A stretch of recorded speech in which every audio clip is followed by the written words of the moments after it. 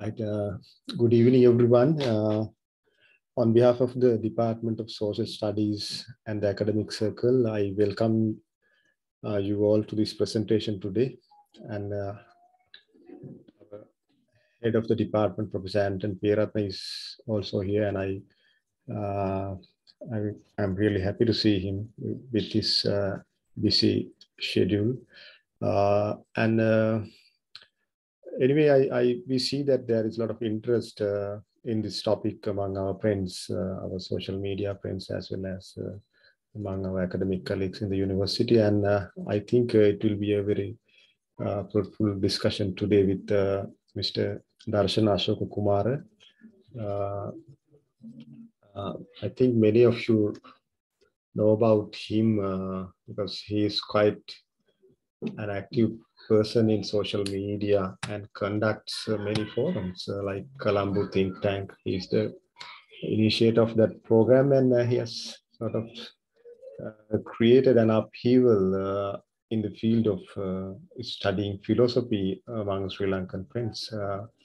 So without taking much time now, we shall move on to the discussion today. Nirvāṇa and Derrida. I will give you a brief introduction anyway about Darshan Ashoka Kumar. Darshan have completed his PhD in philosophy and is awaiting results. The title of his thesis is Language Deconstruction and Sunyata Philosophy, a comparative study between Derrida and Nagarjuna. And also he completed an MA in Mass Communication from the University of Kelaniya, Sri Lanka. Also he possessed another MA in Sinhala from the University of Kelaniya, the same university, and he has a postgraduate diploma in writership and mass communication from University of Sri Jayawardhanapura. And his first degree is in BSc, Bachelor of Science in Computer Science and Mathematics and Physics. So he started as a scientist and mathematician, but now ended up with a philosopher. And many of us know that he is really interested in this subject and has done a lot of work. And by profession, he is a journalist working for a state radio corporation, a state radio advisor. He also served for his state radio advisory board, and he was a news editor, and have held so many positions as visiting academics in several institutes. Sri Lanka Institute of Information Technology, University of Vocational Technology, Sri Pali Campus, IHR, Police Academy, Police College. So he has done a lot of experience as well as publications and foreign training. So there's a huge curriculum vitae that he has sent to me, and some of his publications include Burden of Proof, Sanjay Bellatiputta, Nagarjuna and Derrida's persistence on negation to prove affirmative claims, and ideological demystification of communication theory, Derrida, Adorno and Nagarjuna's negative dialectics against affirmative claims, and Derrida and Mahayana tradition of Nagarjuna. These are presentations that he made in several conferences, and limits of truth, Nagarjuna and Derrida on aporias. And also he has done some publications in Sinhala as well.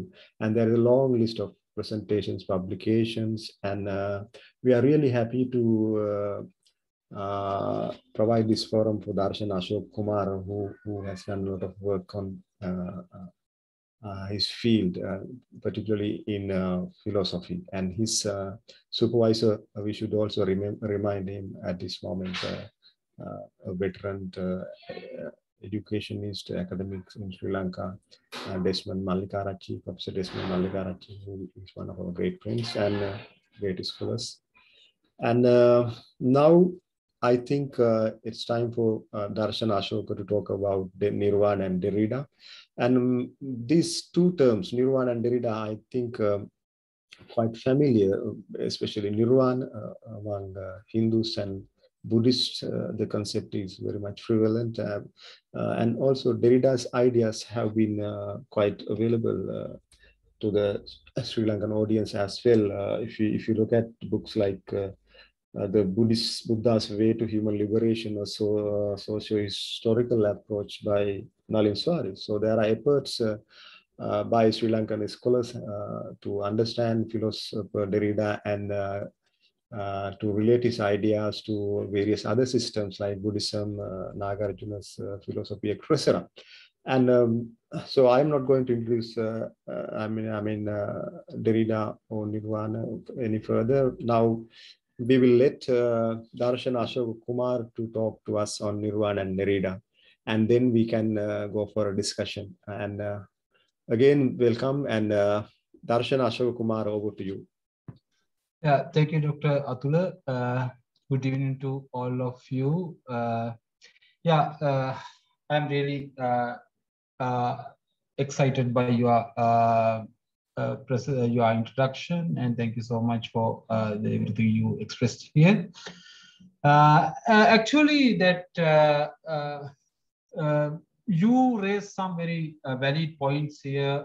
For example, that you spoke about Nalin Suarez, Dr. Nalin Suarez, who did some studies, investigations on this subject. That is really interesting for my question here, my problem here, because what Nalin and some other Western scholars have so far trying to understand some similarities between Nirvāṇa and Derrida, or Nirvāṇa and deconstruction, or Nirvāṇa and difference. There were many more. Researchers, and there were a great deal of literature there on identifying some similarities. My entire project, my entire work is not to identify kind of similarities, but this is kind of a deconstructive reading of the concept or something called Nirvāṇa. Right? Here I bring Derrida to understand, and Buddha and some other Buddhist philosophers.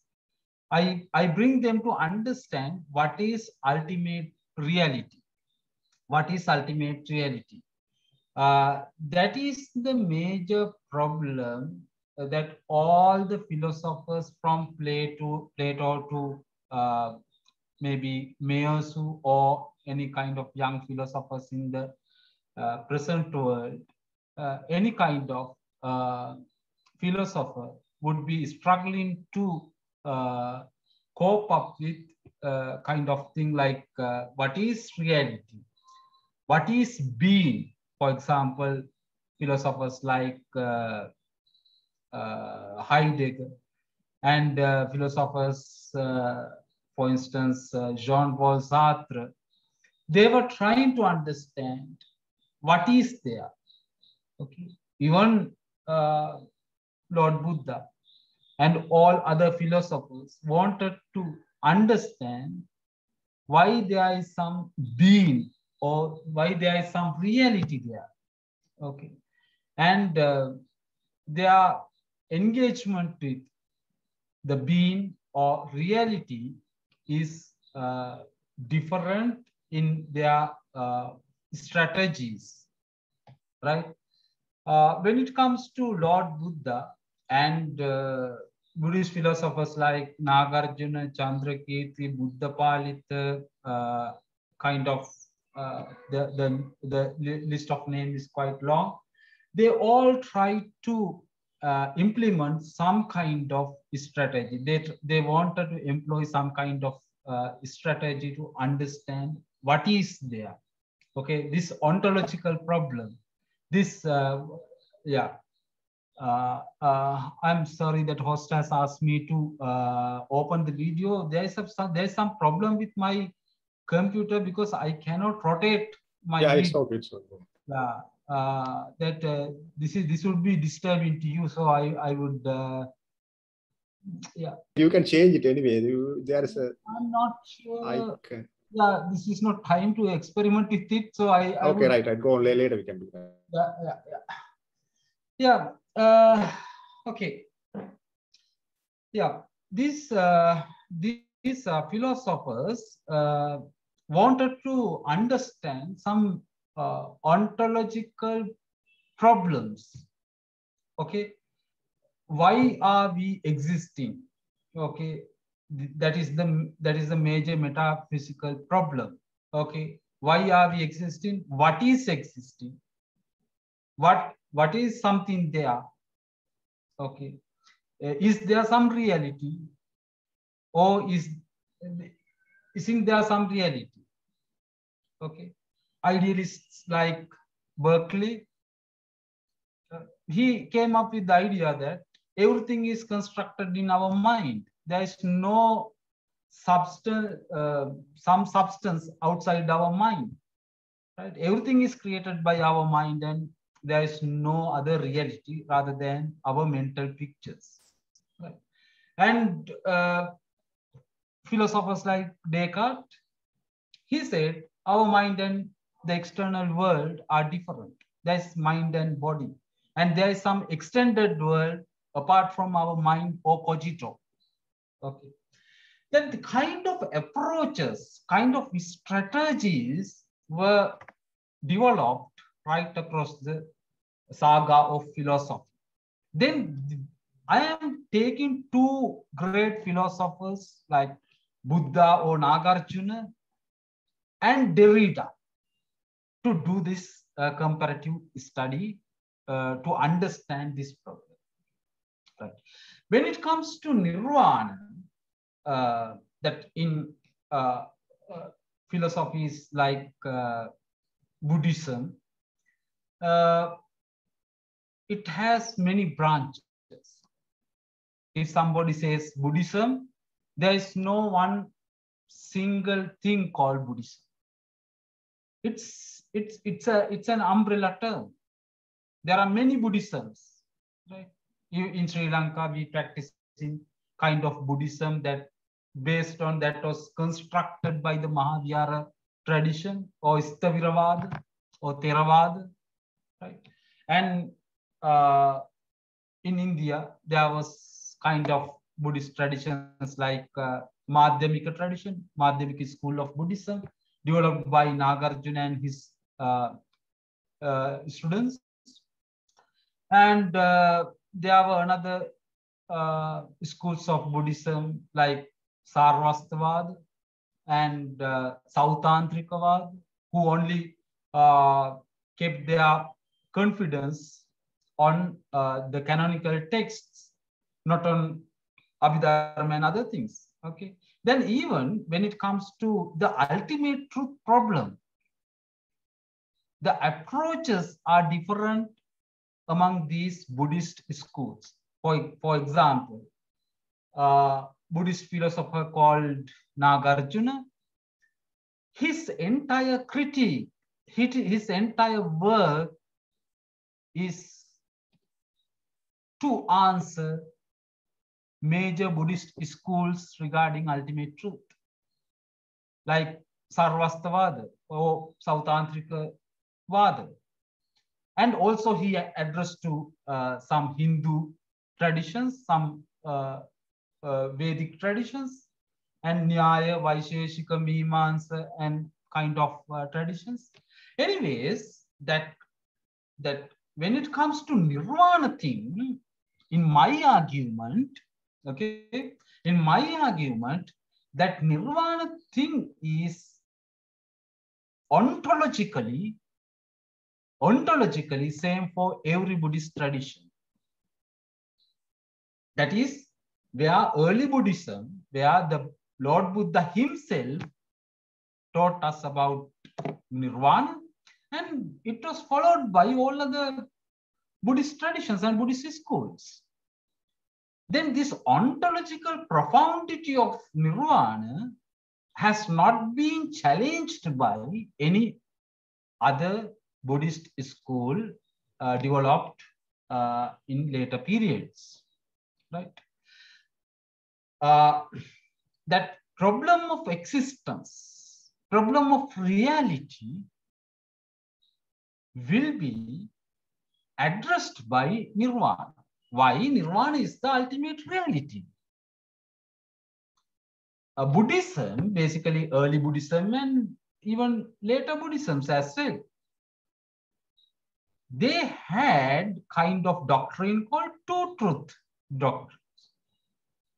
One truth is Samruti Satya or conventional truth. Okay. And the other truth is the Paramartha Satya or ultimate reality.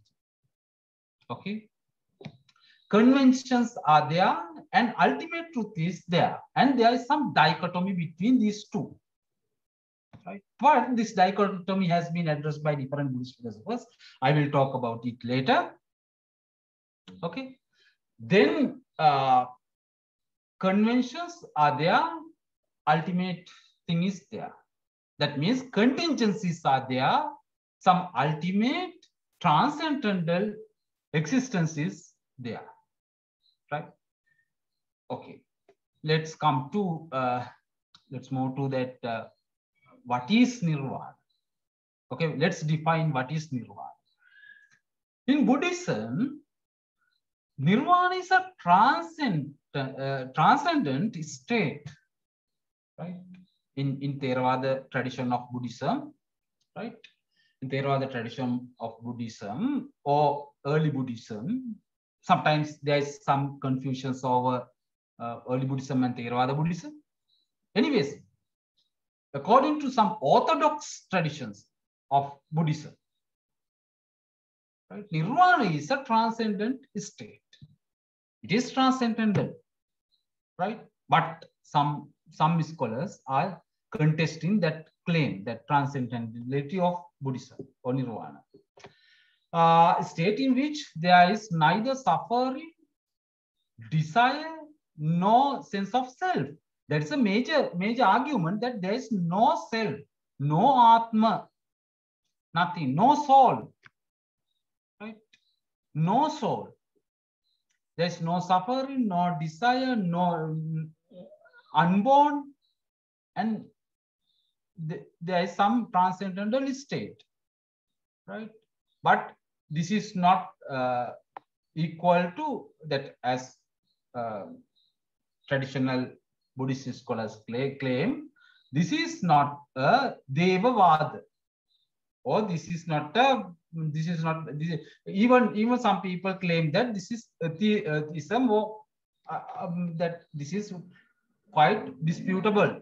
Anyways, then that Nirvāṇa represents the final goal of Buddhism. It means it is some emancipatory and teleological, right?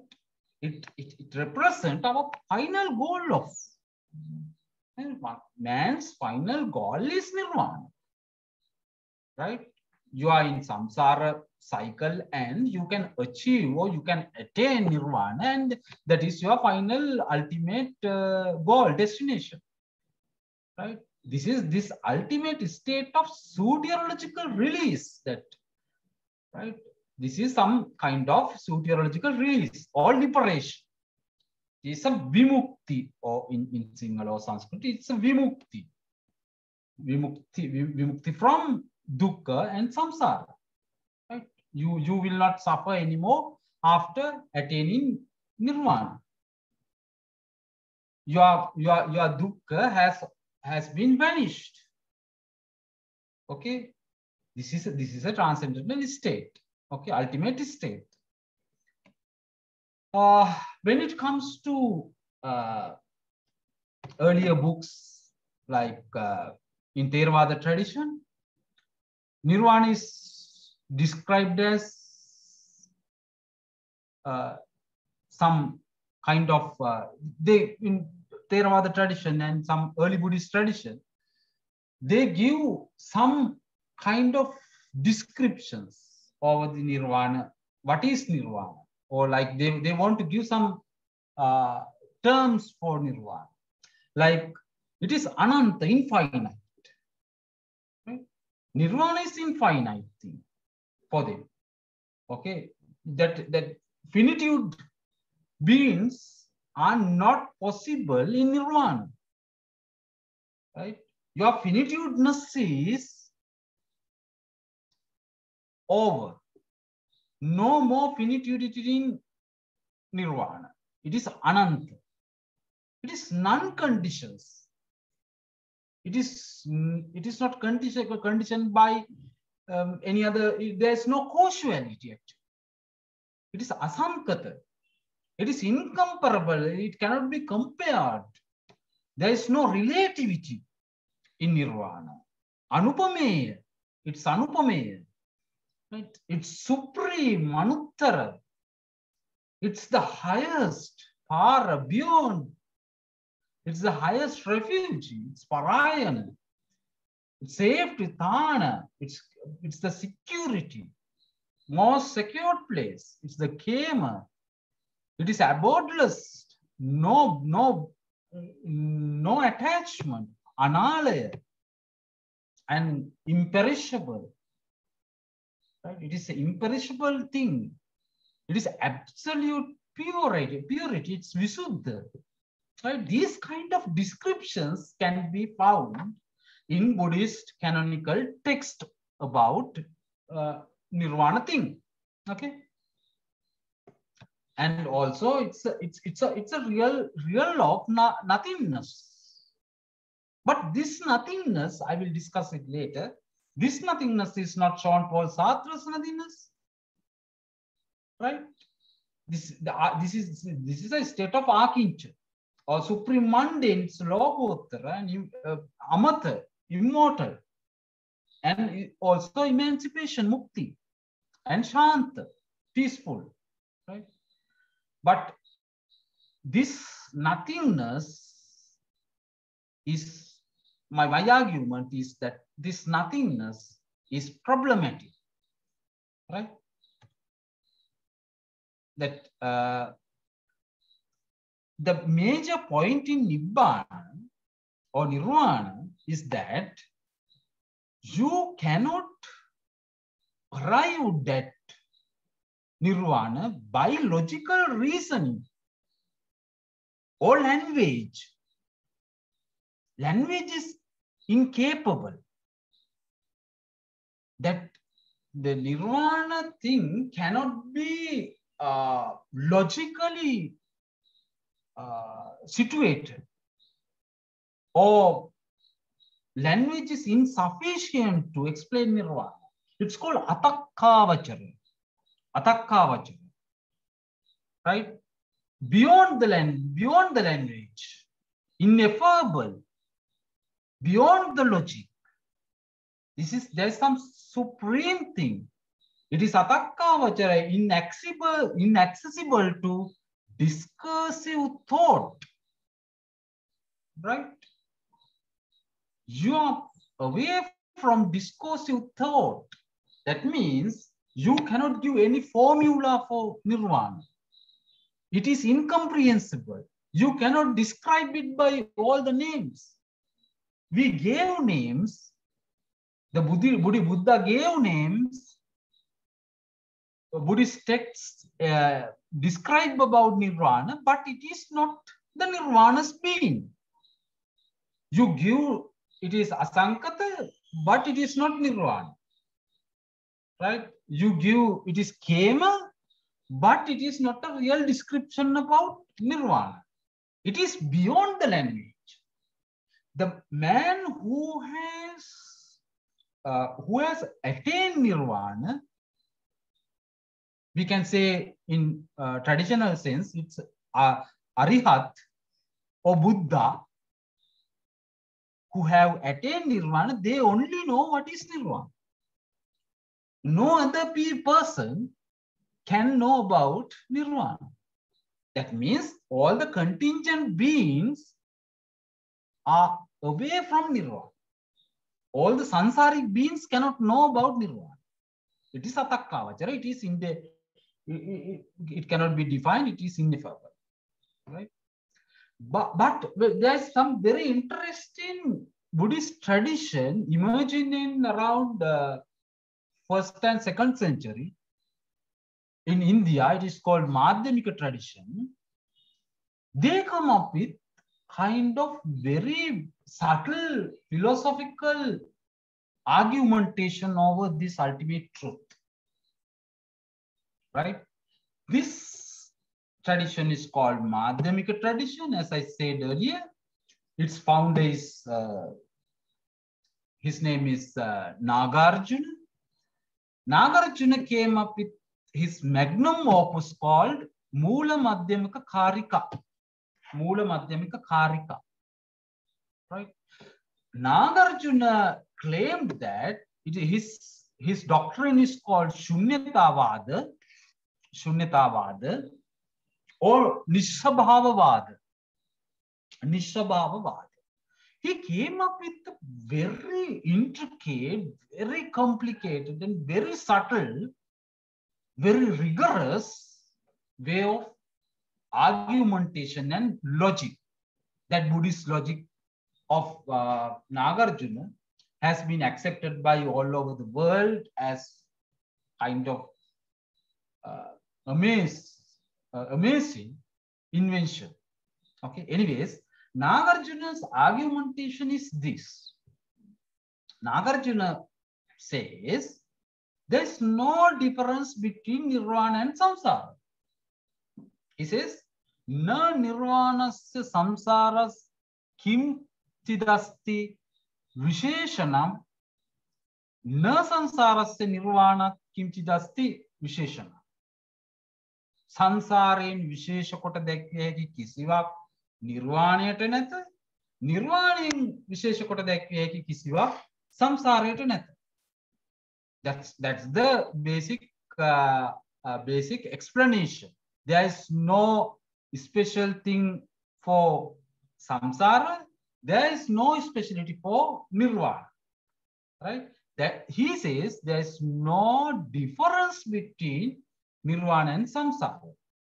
That means this is totally a relativistic argument. Relativistic argument.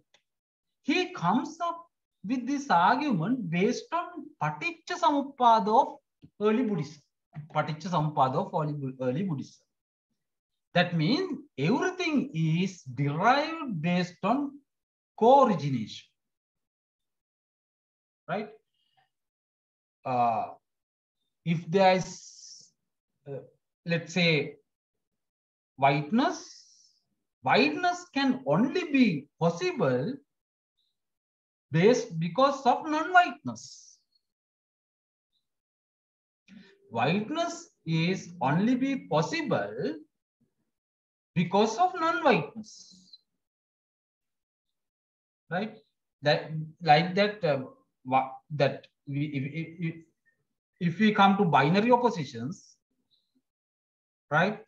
Whiteness is there, blackness is there. Whiteness will be only meaningful if there is some blackness, right? Then this argumentation is valid for nirvana and samsara. Nirvana is this is, but I will show how Nagarjuna goes to paradox, right? That's my argumentation. That's how that is why I am critiquing all other theorists or kind of readers in this subject, including Navlin Suarez, because this paradoxicality of Nagarjuna's claim, right?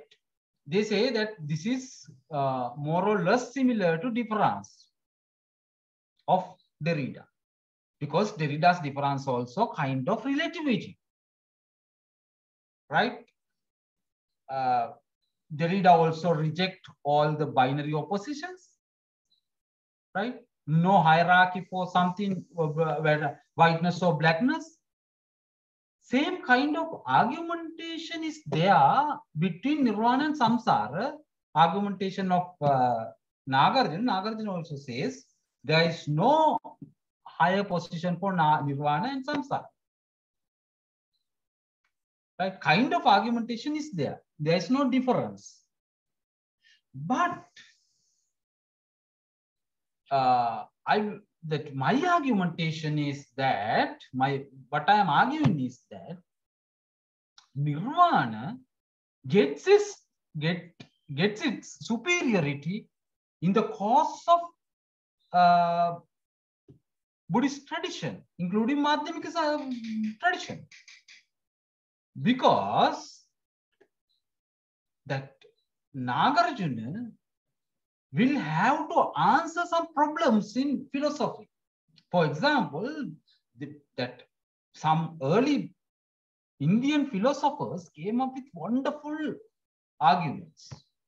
They are so extremely sound, right? For example, Vaibhashika tradition and Nyaya Vaibhashikas, they came up with the argument that there is some pramana. Pramana means some foundations, some knowledge. You cannot speak about things without knowledge or some foundation. That's Pramanavadis. That's Pramanavadi argument. That's Vaibhashika's argument. Because foundationalism is essential to speak about something in this world. Then, because they say, if you do not accept valid foundations of pramana, reality will be ended up with anavastha. That Sanskrit term called anavastha. It is in philosophical language, it's called infinite regress, infinite regression. Because if some proposition, if some premises in logic wants to be correct, then you have to have some prior accepted, recognized premises. Otherwise, if you do not, based on some kind of premises of proposition, okay, all that we are speaking in that we develop physics theories, we develop social science theories, we develop mass communication theories and all of these theories, right? Then we develop these theories based on prior propositions, right? That physics comes from propositions developed from Plato to somebody from the ancient period, right? They came up with some propositions. Some people challenged those falsified those propositions, and they came up with new propositions. But there were some foundational propositions. There were some foundational premises. Then Nirvana, if Nirvana says there is no foundation, then Nirvana will be anavastha or infinite regression. Finally, it will lead up to paradox. Then my argument is that Nagarjuna, this Madhyamika tradition, save Nirvana from paradoxicality, by accepting that early Buddhist notion of Nirvana, that is a being. That is a being. But Nagarjuna's being on Nirvana is not similar to Buddha's being. Nagarjuna's being is super being because he comes to that affirmation through all the negativity and all the negation. Then, though Nagarjuna says Nirvana and Sansara, there is no difference between Nirvana and Sansara. There is some being for Nirvana and there is some being for Samsara. Right? That these two beings actually exist. Actually exist. Right? Actually exist, and they exist not like another being. It is a super being. Right? Nirvana becomes a super being. Nirvana becomes the foundation. Right? Nirvana becomes the foundation for the all other reality to be described. Right? Nirvana, if you do that, that's shunyata. Then for Nagarjuna, Nirvana is the shunyata. Emptiness. Emptiness will be the foundation. Right? Then Nagarjuna develops his entire thesis based on this emptiness. Right? He is based on this emptiness. It is a super being. It is a hyper-ooseological being. Right? It is a hyper-ooseological being. All other contingencies are based on this hyper-ooseological being. Let's think about it. Then Nagarjuna's logical analysis is very important here because he comes up with some logical analytical method called Chatuskortika. Right? In Chatuskortika, there are 4 kotis or 4 ends. Right? There are 4 basic propositions. One is there is existence. We all can see existence is there. Right? Atti. Atti. Then anatta. Do not exist. Right?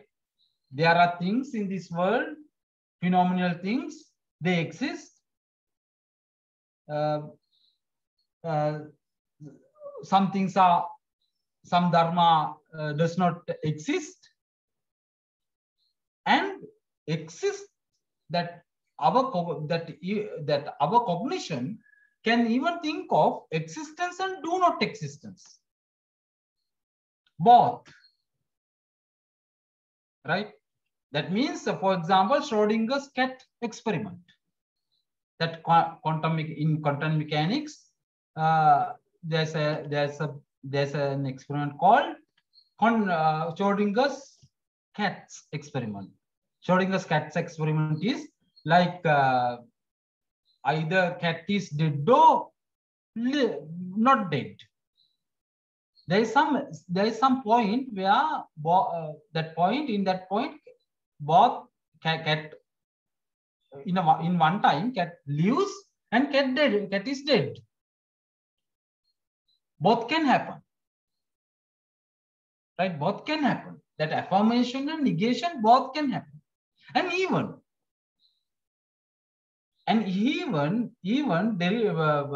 Nagarjuna thinks of neither affirmation and no negation.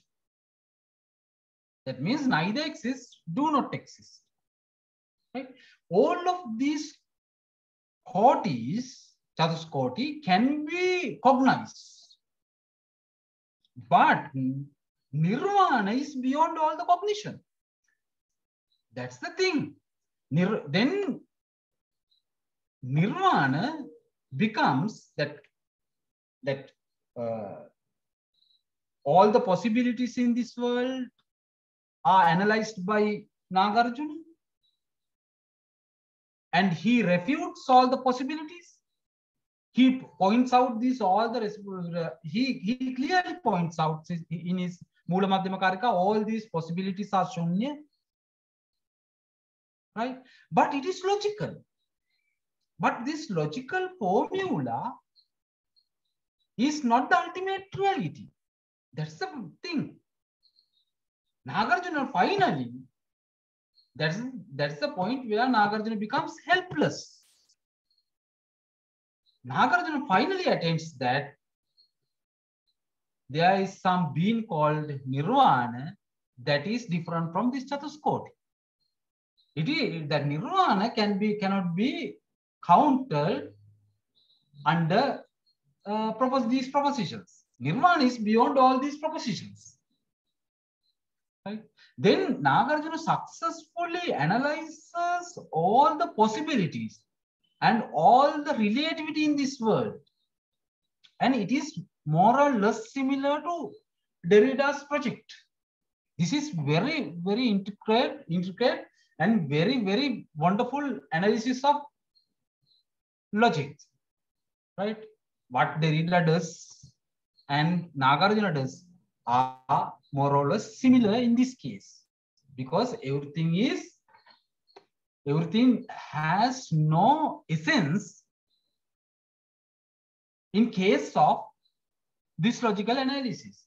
But problem with Nagarjuna is that finally Nagarjuna has to answer like problem raised by Vaibhashikas, where is the fundamental truth or the first principle in Western philosophy's tradition, in terminology of Western philosophy, where is the first principle?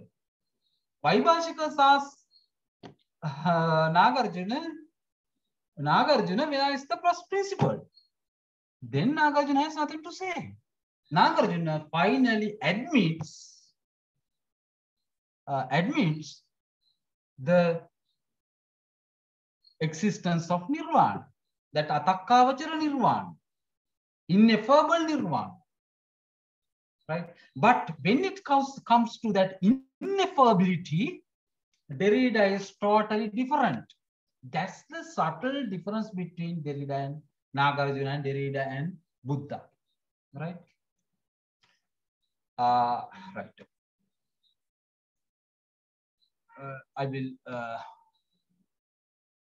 go quickly because we don't have much time here. Right. But you take some time because we need some explanation. Then, yeah.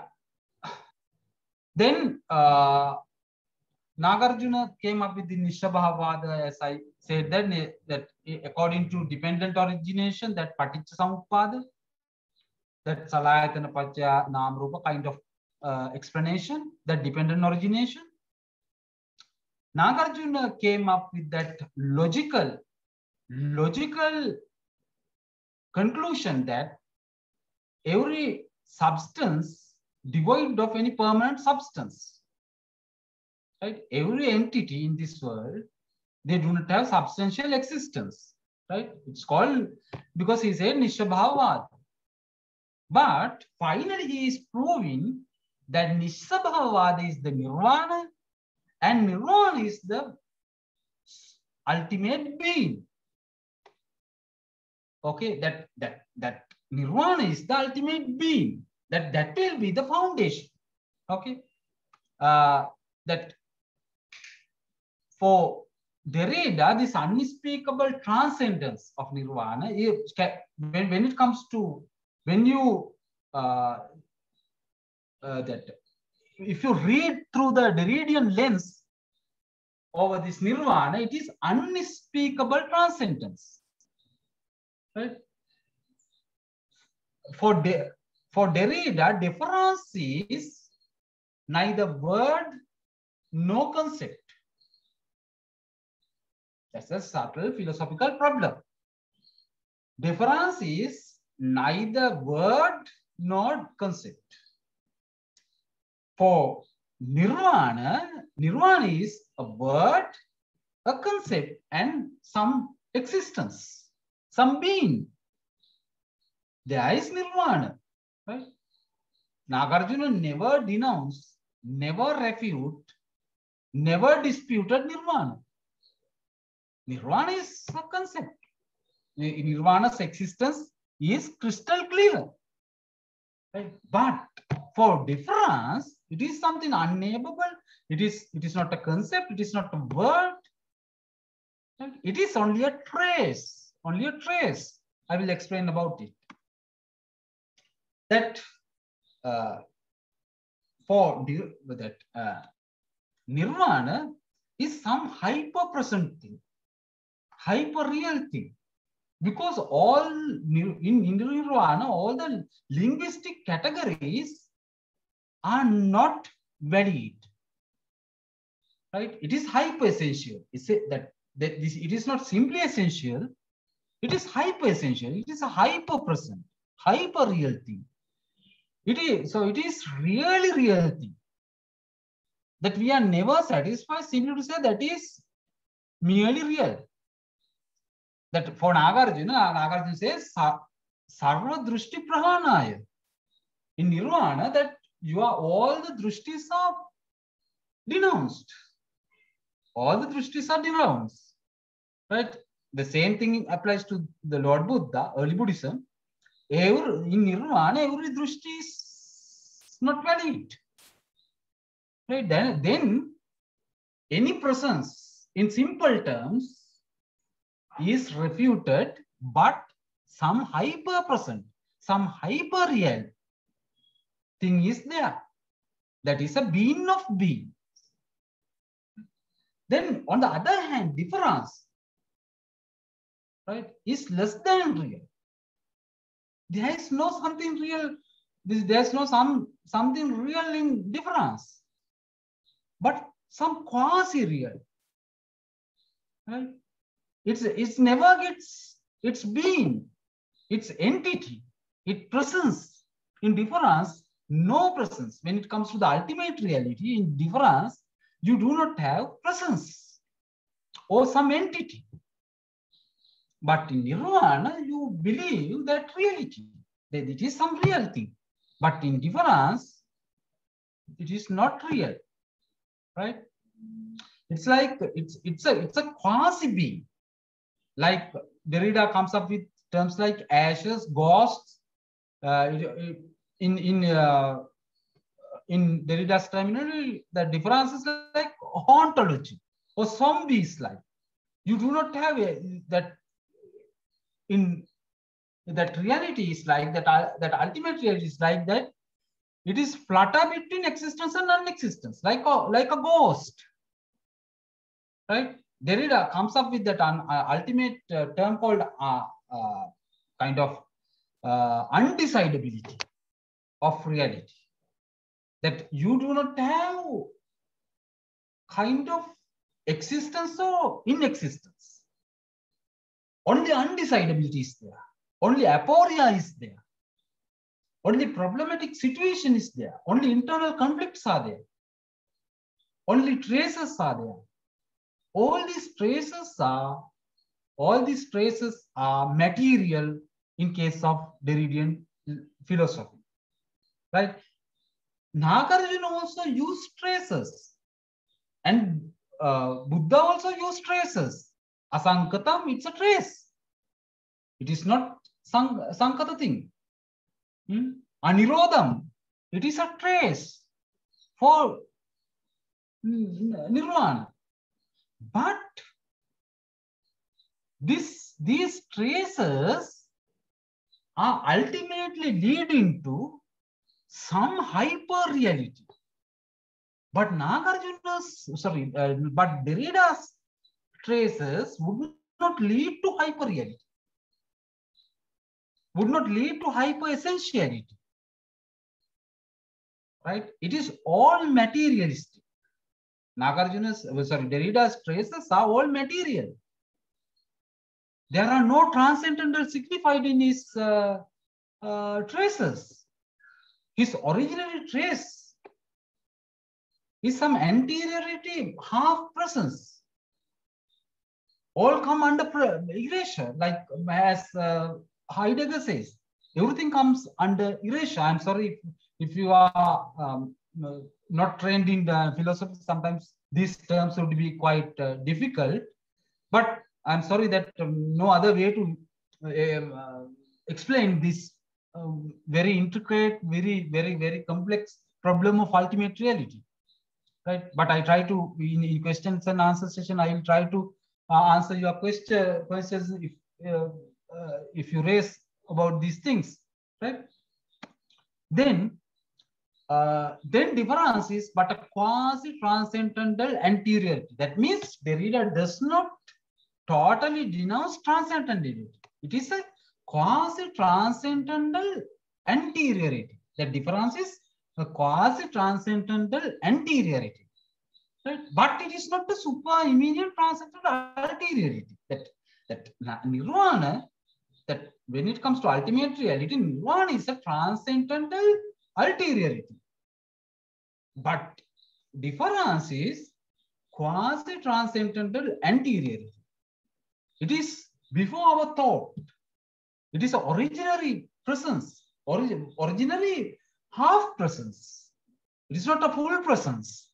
It is based on our traces, right? It creates based on traces, right? It is always negated, but some anteriority, right? That is the first principle. The difference is the first principle for Derrida. Nirvāṇa exists by not existing, but Derridian difference would not exist by not existing, right? Nirvāṇa is a being beyond being, but Derridian trace or originary trace or difference is not a being, capital B, being beyond being. But for Heidegger, there was a being. But for Derrida, he revolutionized that philosophy. He came up with that idea that ultimate reality is not a being beyond being. Difference is not beyond being. It is a kind of variation on the philosophy of presence. That Nirvāṇa is kind of philosophy of presence. Logos of Plato is kind of philosophy of presence. Being, capital B, being of Heidegger is a philosophy of presence. Idea of Husserl, Edmund Husserl, is kind of philosophy of presence. But this being, this difference is not kind of presence. It is always a half presence. It is not a fully present thing. It is a hauntology. It's like a ghost. It is not transcendental signified. It is always contaminated. It is always polluted. It is not pure thing. It is not like Nirvāṇa. It is not a purity. It is always polluted. It is polluted with contingent things, contingencies. Right? It is not a transcendental being. Right? Right.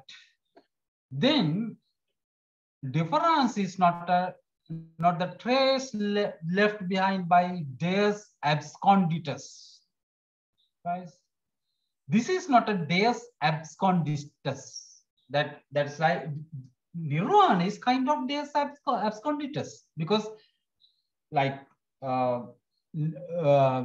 Gregory of Nyas, Pseudo-Dionysius, and Eckhart, kind of philosophers in the medieval medieval European philosophy, they came up with the idea of Deus absconditus. That's there is some ultimate reality that you cannot achieve it.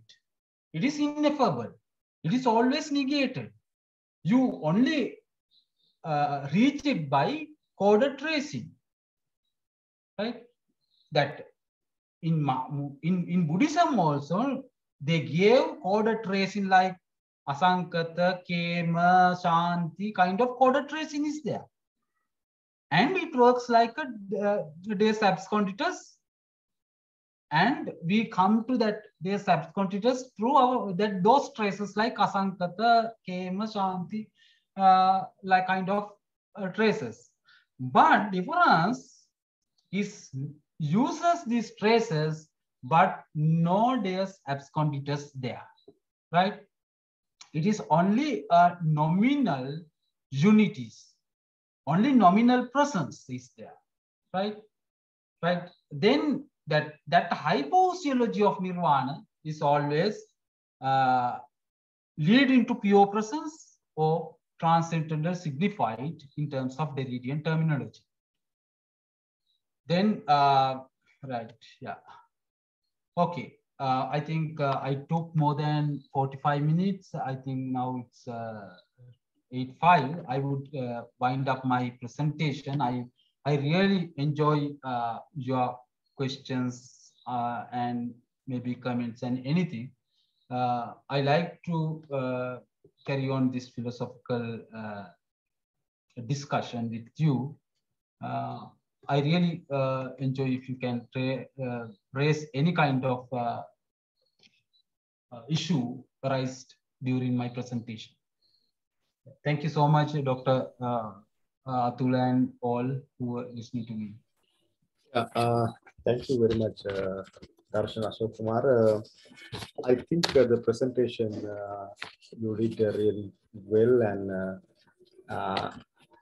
even though most of us here are not trained in philosophy as such, we are mostly from the background of social science, but still I find academics who have studied the systems of religion or linguistic etc. are here, and they may definitely make some valuable interventions. I have no doubt. So now you I think dealt quite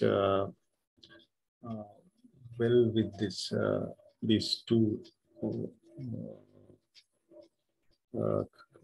phenomena. One, I mean, the Nirvāṇa and Derrida. In a way, I think Derrida's philosophy has been familiar for some of us, but when it comes to sort of make a comparative study on Derrida and Buddha or Nagarjuna or various Buddhist traditions, I think we need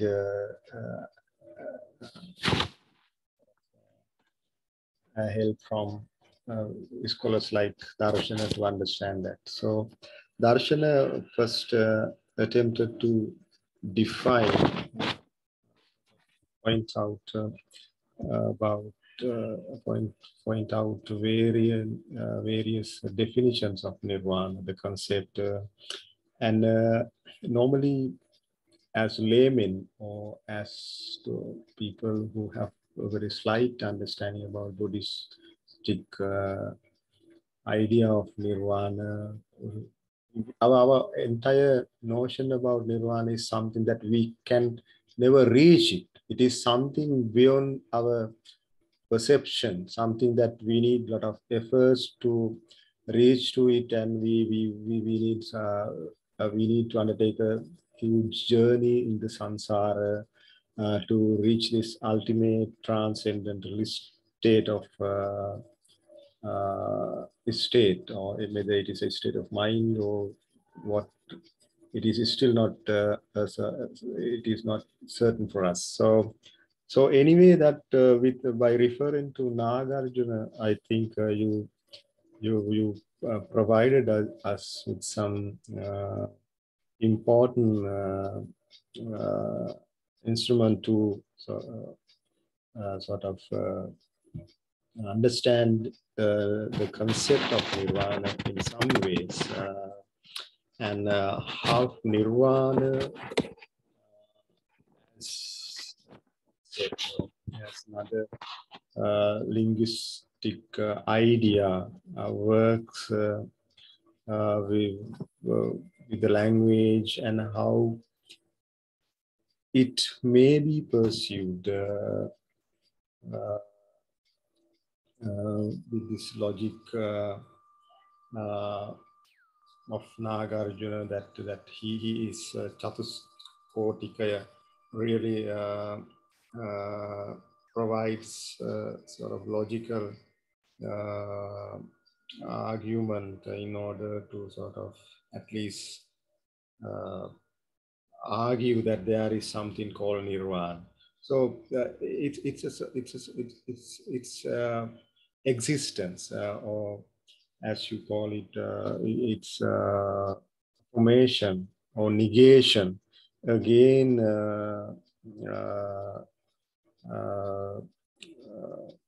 is a matter that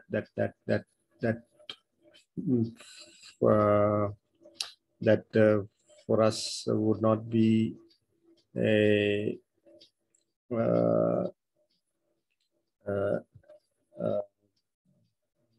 that will not be solved for us easily, because whether what we grasp as Nirvana in our language is the Nirvana that really the awakened ones have defined to us. So there is always the gap when it comes to the world of language and the world of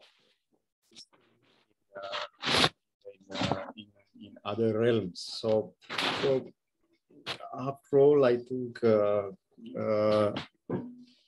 as academics or as students of philosophy, so we grapple with these concepts, perhaps because ultimately the existence of these concepts in our language, in our daily association, so create a reality for us. Now, Nirvana is a reality for many of us who are sort of identified in this religious traditions of Hinduism or Buddhism, etc.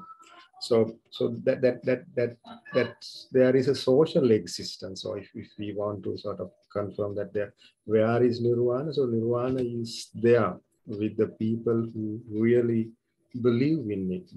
But when you sort of define Nirvana in following Derrida's difference, so how Nirvana, the idea itself creates various identification, signification. So I think that's where maybe we can have a elaborate discussion on it. But being a very much ignorant of this concept and ignorant of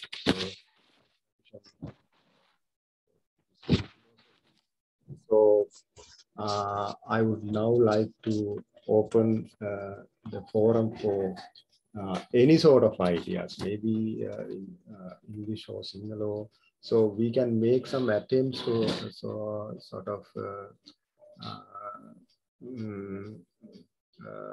get into what Darshana was trying to tell us, because maybe I understand it may look like another Abhidhamma for us, but still we are familiar and not familiar. We are able to grasp and not able to grasp. So we are in between these two worlds now after listening to him. But I would like to hear from the audience. Maybe there are our friends who would be able to sort of make valuable intervention into this. So we have two persons, Fergus and Kanchana. So I would like to invite them to raise their issues or to comment on the presentation. So shall I first invite Fergus, F-I-R-D-O-U-S, Fergus? Yeah, yes, thank you very much. Yeah. Yes. And thank you for the wonderful speech. Of course, it's a hard speech as well. I try to share my understanding on the same from my own self-reading, even though I'm a student of this and just learning on the subject. But I used to have the critical mind to analyze on my even my religious understanding also through my religious teaching as well. So what I understand from the Islamic perspective, Quranic perspective of this is it is a kind of impossible mission for a human being to get to nirvana, but that's the goal. We are supposed to have it, and so that means driving for a human generation to move forward is toward nirvana, and that means the self struggle also will be there. This struggle will be there for lifelong, and we may come to a nirvana situation for points of moments, and again our interactions and our engagements will again make us a challenge to be in a nirvana position.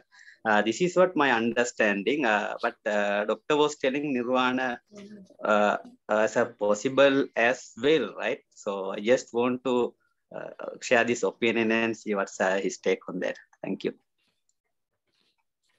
Ashok, how do we go now? I mean,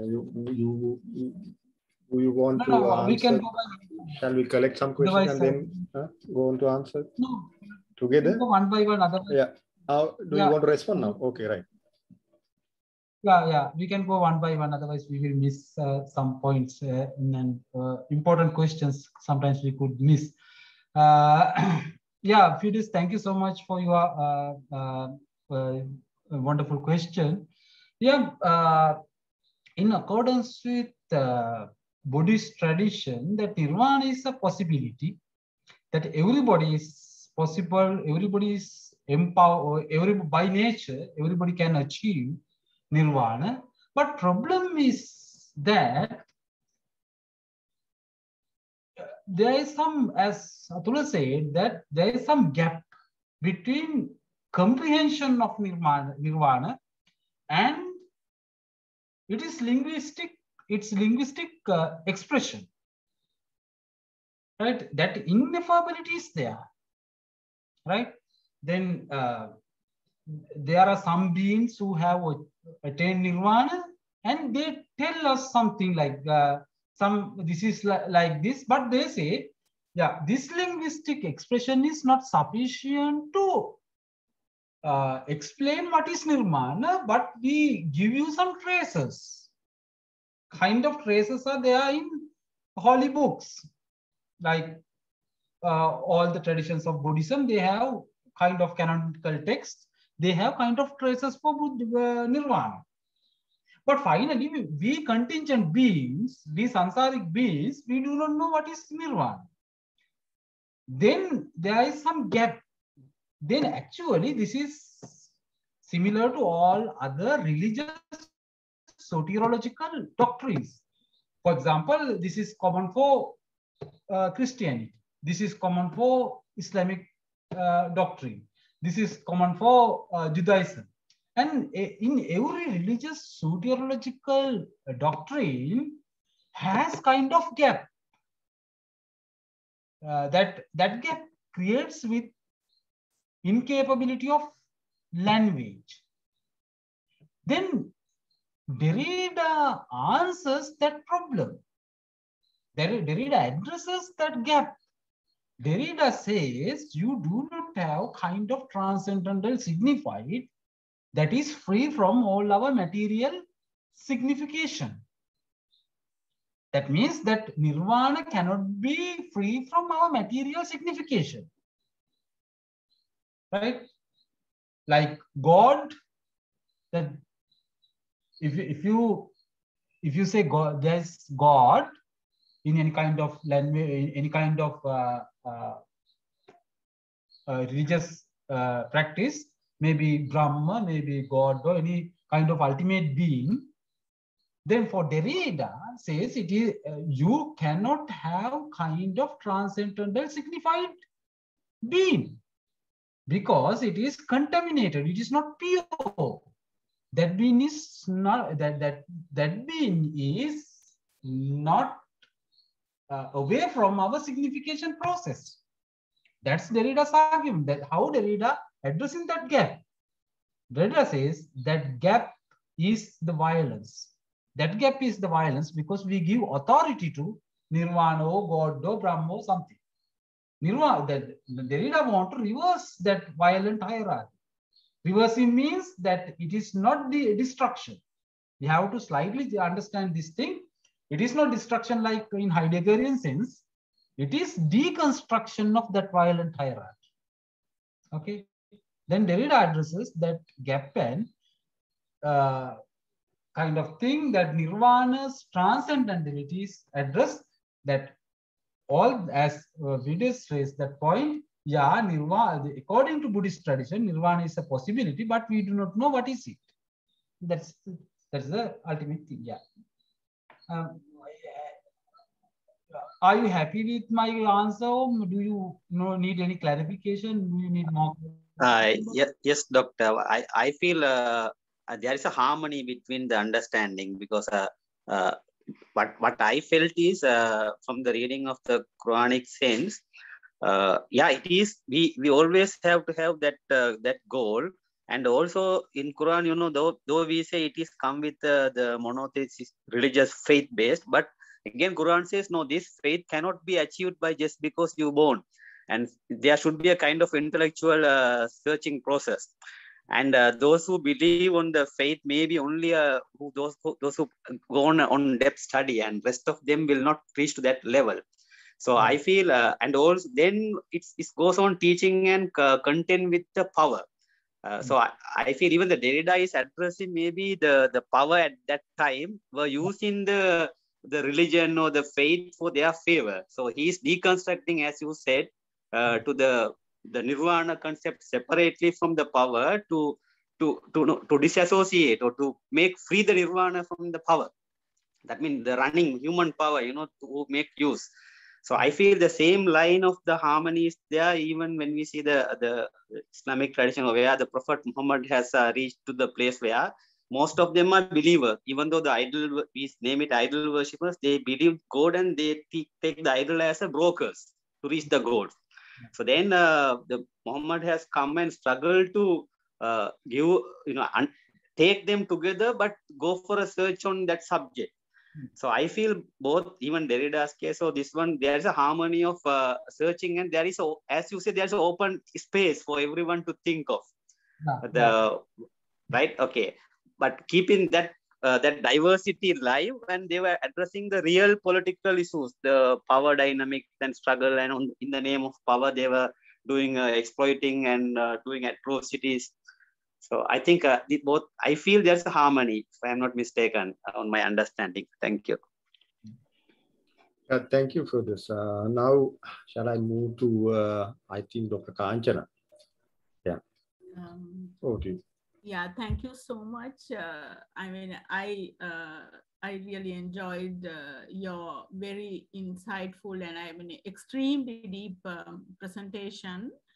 And I'm trying to actually make sense or rather understanding. This is my own reading of what you presented. I kind of feel what you try to say is that actually there is a totally a different analogy of the concept of Nirvana that has been demonstrated by Derrida when it comes to, you see, equate that with what Nagarjuna, you know, propounds. And I suppose you also say that actually, according to their, you know, analogy, that they don't actually seem to arrive at the point where we seem to refer to the concept of Nirvana, but they don't really sort of come, sort of seem to make, how do you say, like make,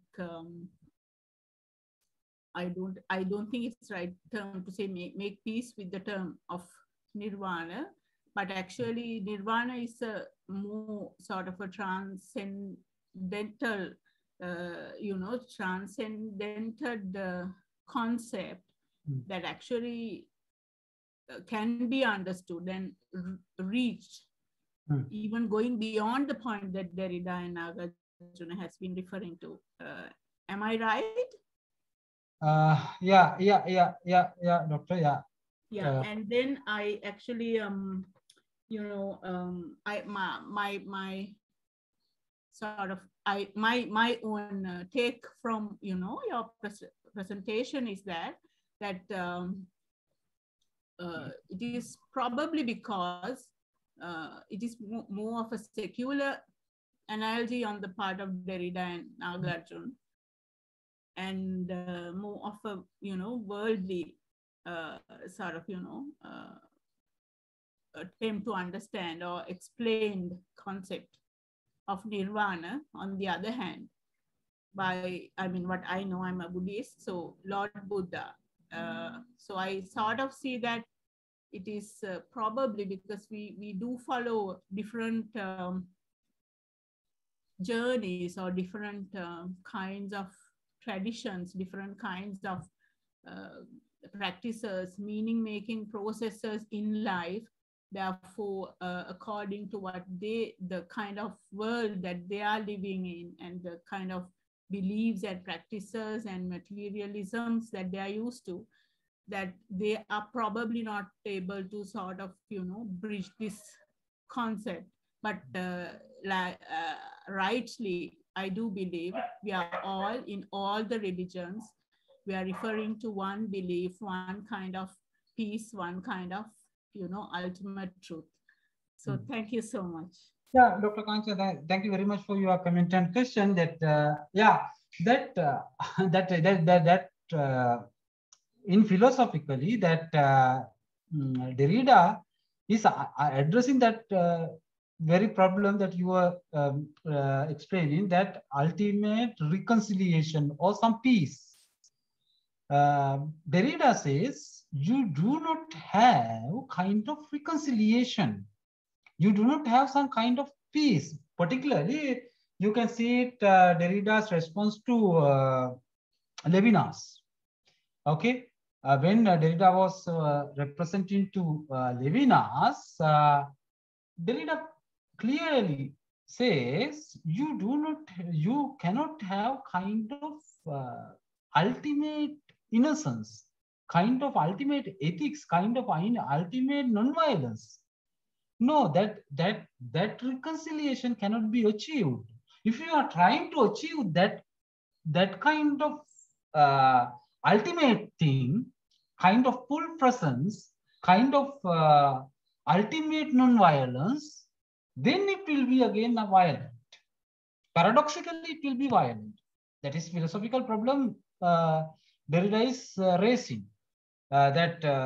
Therefore, that all the religions and or some other philosophies were trying to come to some kind of reconciliation, like Hegel and Heidegger, and those philosophers, Levinas, they wanted to reach some point of reconciliation.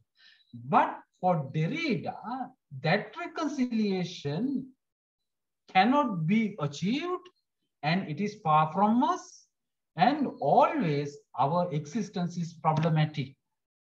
Always our existence is problematic, and we have to accept that problematic status of our existence. That's Derridian philosophy. Through Derridian perspective, I wanted to analyze how religious expressions like Nirvāṇa can be possible. That was my entire project.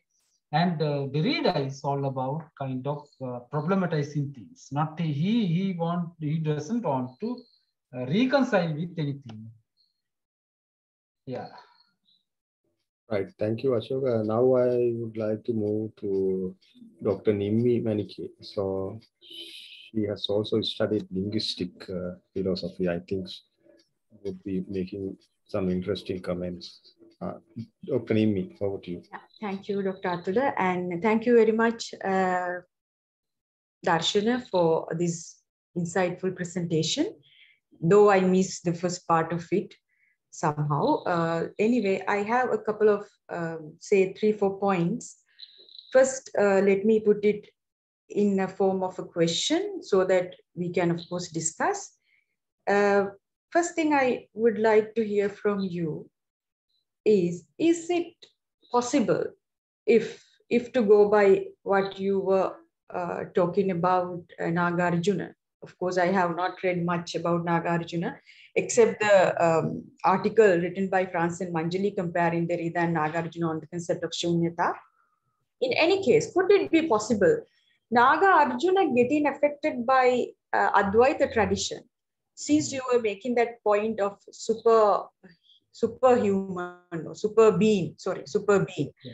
Or is it possible, if not consciously, is it possible unintentionally though, could it be possible that your reading is affected by kind of Heideggerian or Sartrean approach to the very question of being, like what is formed in terms of what is being, like essentializing the thing as such, being as such? So that is a thing to, of course, I would like to hear from you, which leads to my third question, which is, of course, not a question, rather an invitation to discussion. So in your presentation, what I felt, Nirvana is a kind of thing that we are trying to achieve, just not necessarily in your presentation. That is how we perceive Nirvana as a thing to achieve. Say in philosophical terms, certain telos, right? That is also the kind of, not criticism, but kind of challenge that the everyday reading of this concept of Nirvana. I'm not talking about the Buddhist idea of Nirvana or Buddha's idea of Nirvana, but I'm talking about the kind of way that is understood, in which case we think that Nirvana is something to be achieved, in which case that stands as a kind of goal that all Buddhists, I mean, I'm not excluding the other religions, but I'm just specifically mentioning that in Buddhist context, we put it as a goal to achieve and we are just working to achieve it. That is one thing. That somehow sounds like what Heidegger says in Western philosophy, authentic being, or say being for itself, like Sartrean point. But the Derridian case, it is actually different because it is about difference. Difference is rather than being a question of existence, Derrida always, I think he doesn't want to use this word of existence, rather he likes using survival, because it is neither here nor there. So it is not about him disliking reconciliation, rather he is trying to say the very impossibility of siding with one, because one always comes with the other. So in that kind of duality, which is creating that gap that you mentioned, that is where that difference comes and plays. And that is, of course, not negative. Even the idea of Nirvana itself is not negative. But a kind of challenge that this concept needs to face is that Nirvana stands as a goal that we are trying to achieve, whereas in difference, there's nothing to achieve. You see it as a reality of everyday life, every reality of anything as a difference. So in that case, I would like to hear from you, how would you see these two things? Because if it is teleological, definitely there would be violence. But in difference, it is not teleological, rather it has no end. It is like what Derrida would say, there is no time that we would be able to work for our desires or our aims. Whatever the time that we are having now, that is the time we have to work on. I think that is more or less what Buddha seems to be saying, rather than postponing or rather than going back to past and then getting that super being or whatever that superior space, rather than going back and forward, they are calling to a moment which is now and here, or a moment which is nowhere but now and here. So in that case, I would like you to say a bit more about this difference between difference and Nirvana in terms of teleology, which is creating, which is, I'm again differentiating from the very concept that Buddha must have said when it comes to the very idea of Nirvana, and what otherwise all these traditions are reading as Nirvana. In that case, Nirvana seems to be something like to be deconstructed. But is there anything to be deconstructed if you really look at the question of idea of Nirvana as a thing which is happening now? Otherwise, Nirvana would always stand as something which is like what Levinas would say, beyond being. But is it actually beyond being, or is it something here that we can always work for, and we can instantly, we can instantly live and probably lose? So, thank you. Yeah, that's a wonderful question, Nimi. That's Dr. Nimi. That you raised. Thank you. Yeah, thank you very much for that wonderful question. That's very philosophical. That you raised a amazing point here, that Nirvana, is it a goal to be achieved, or just you have been there? Right? In my understand, that's the way I understood your question. If I am wrong, please let me know.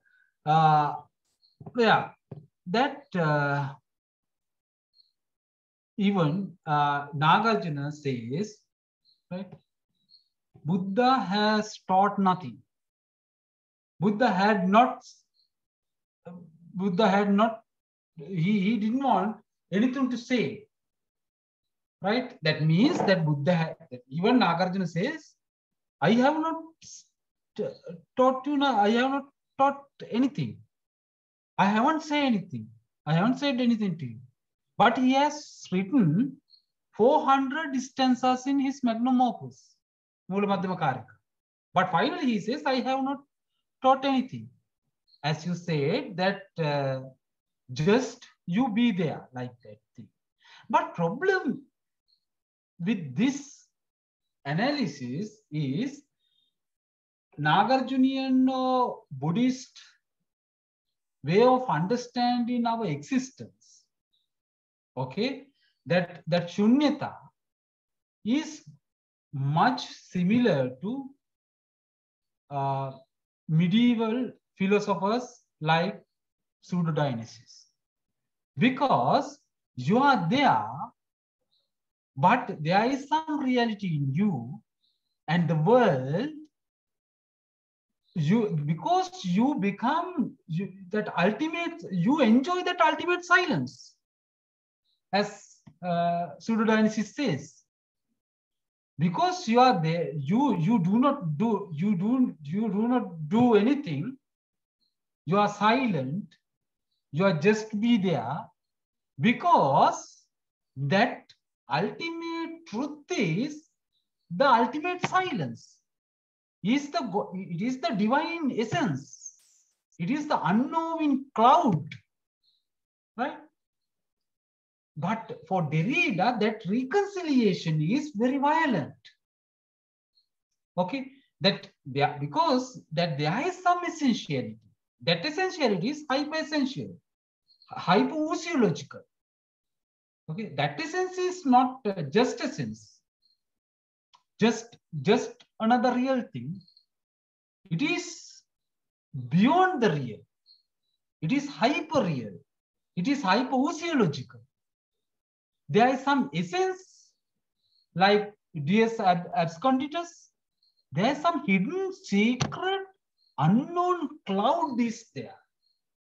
Therefore, that big truth, capital T, because of that big truth, we are doing nothing. That's what Nagarjuna says. And also, many Buddhist traditions says, yeah, even in Zen Buddhism, and some other Buddhist traditions in Korea and China and Japan, right? Zen Buddhism, and Koans and kind of Buddhist traditions, they say we are living with nature. We are living with existence. We are not, we are just be there. But we are just be with the truth, that capital T. We are just be with the big truth, that we are with the ultimate silence. ultimate unknowingness, unknowing truth, unknown cloud. Or in terms of medieval philosophy, it is Deus Absconditus, that hidden secret truth. That hidden secret truth has not been denounced by the Nagarjuna Buddha. But Derrida, in his case, he always problematizes it. He wants to always he wants to always understand aporias in that hidden truth. He wants to come up with all the internal conflicts. He wants to problematize. He wants to bring out aporias in that ultimate silence. I mean, that's how Derrida is different from that kind of religious practices, kind of religious doctrines. That's my answer for that question. I don't know whether I have given a good answer to you, but we can discuss about it. According to my understanding, but I have this is what my explanation. How just being there, and that how these soteriological, how these religious practices are different from Derridian difference. Derridian difference is not at any time, it is not a full presence. It is always half. It is always open to supplementarity, always supplemented by something.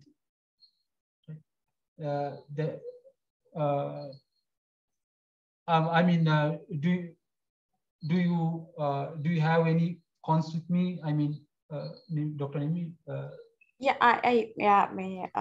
Well, I think you said too many things, and let me highlight two things that you say. On one side, somehow you seem to be saying that Buddha and Nagarjuna, they essentialize. So there is a secret. So I think that is a wonderful point to discuss. Like, is there actually a secret? Is that what Buddha actually trying to say? If according to what is written as Buddhism in books, like if we have this Patavi, Yapo, Tejo, Vayu, and all that, and Buddha says at the end, you start, say, let's use this disastrous word, deconstruct. So if you start deconstructing a being of any kind, you will see these four things, and then you will take out there is nothing, right? That is more or less a kind of idea which is going towards shunyata. And Nagarjuna, I do not know, but I think he is also somehow closely reading to that effect in that case. And in that case, on the other side, Derrida is, yes, he says half presence, but at the same time, it is not half. Actually, it is about this, what is it called? This kind of duality, kind of one in the other. It is like both the sides of the same coin.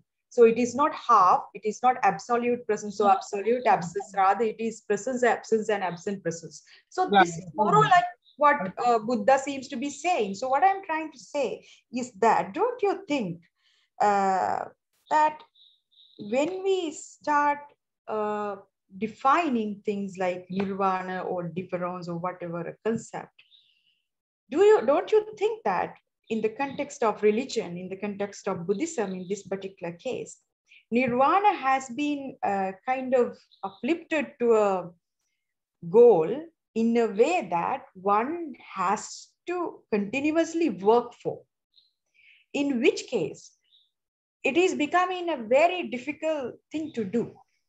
It's somehow like, if you listen to anyone, they would say, in this time, don't know nirvana. But ideally speaking, if you go by what these Panchashil and all that, if you really take yourself into a path like that, it is not something impossible. So my question is that why to make things impossible when actually a religion or any kind of this discourse is meant for someone to free oneself from one's desire? So that is why I'm asking this question. So Derrida seems to be saying something very practical, which of course, otherwise Buddha also seemed to be saying the same. It is just that the readings have changed in a way that Derrida falls into deconstruction and then the disaster that he has landed in thereby, because he end up questioning the self, because there is always other, which we are not ready to accept because we are having this identity crisis. Same thing is going with Buddha. So how are you going to place Nagarjuna in between these two different ideas? That is my question because of what you had just said now. Thank you. Yeah, Dr. Nimi, that you said that that Buddha or Nagarjuna or Buddhist scholars, they have given some formula for the reality. Okay, that like Patavi Apote Jovayo, that that the once Tathagata's demise, then nothing at all, that only Shunya is there. And there is a formula for Chaturari Satya, and kind of formulas are there. But no Buddhist tradition, even early Buddhism and some later Buddhisms, right, they would claim that ultimate reality can be achieved through these linguistic formulas, right? There are Abhidhamma Pitaka, right? Sutta Pitaka, Abhidhamma Pitaka, there are many books, libraries of books, but you can read all the books and get knowledge. But knowledgeable people will not achieve Nirvana, because there are hundreds of thousands of knowledgeable Buddhist professors in this world, but they have not achieved Nirvana. Nirvana is something transcendental, something beyond our being. That's the basic argument in Buddhism, in my comprehension. Therefore, Derrida and Nagarjuna and Buddha, these scholars, these philosophers cannot be, counted in one lens or in one way of understanding, right? Because what Buddha says, what Buddha's formula is all about some teleological comprehension. That teleological comprehension is ultimate goal of our life, our samsaric life. That is Nirvana. But in case of achieving that ineffable Nirvana, all the linguistic formula in all the texts of Buddhism will fail. You can read more and more all the texts, but you will not be a arhat or some enlightened being by reading these books and comprehending them, but by some other prajna or other wisdom that has to manifest in yourself. Otherwise, you cannot be a fully awakened being. Okay, but when it comes to Derrida, no signified can be possible. No signified can be possible that is free from our signification process, right? Our signification process is always that all the transcendental so-called signifieds are polluted and contaminated by our signification process. That means language plays a big role in case of reality. But in case of reality for Buddha and Nagarjuna, in case of the ultimate reality, language has nothing to do. Language has nothing to do, just language is some indicators, but that signification does not lead to that transcendental signified called Nirvana. Yeah. I mean, that's my explanation about it. Yeah, we have again 3 hands raised. I would like to go to Professor Nihal Pereira and then to Dipong Okamei, our good friend, and then to furthest lastly, right? Professor Nihal Pereira.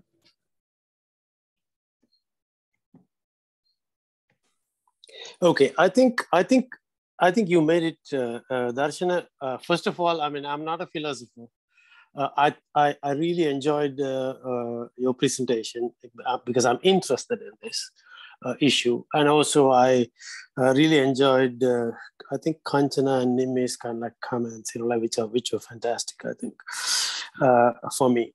And I think Darshana, you explained everything at the end. I mean, I think that's there, but then the issue for me is how could you so I'm not looking at this from a philosopher's standpoint, right? Because philosophers try to figure out the truth, like that's what Derrida said, and especially Western philosophers. I mean, he was questioning that, like, is there really a truth or transcendental truth or whatever? And he pretty much kind of like demolished the Western tradition of philosophy, according to some people. And also Derrida is very hard to kind of like, people found it very hard to even engage with him, even when he was, especially when he was alive, because he wrote book after book, like, I mean, probably some people say about the same thing, but book after book.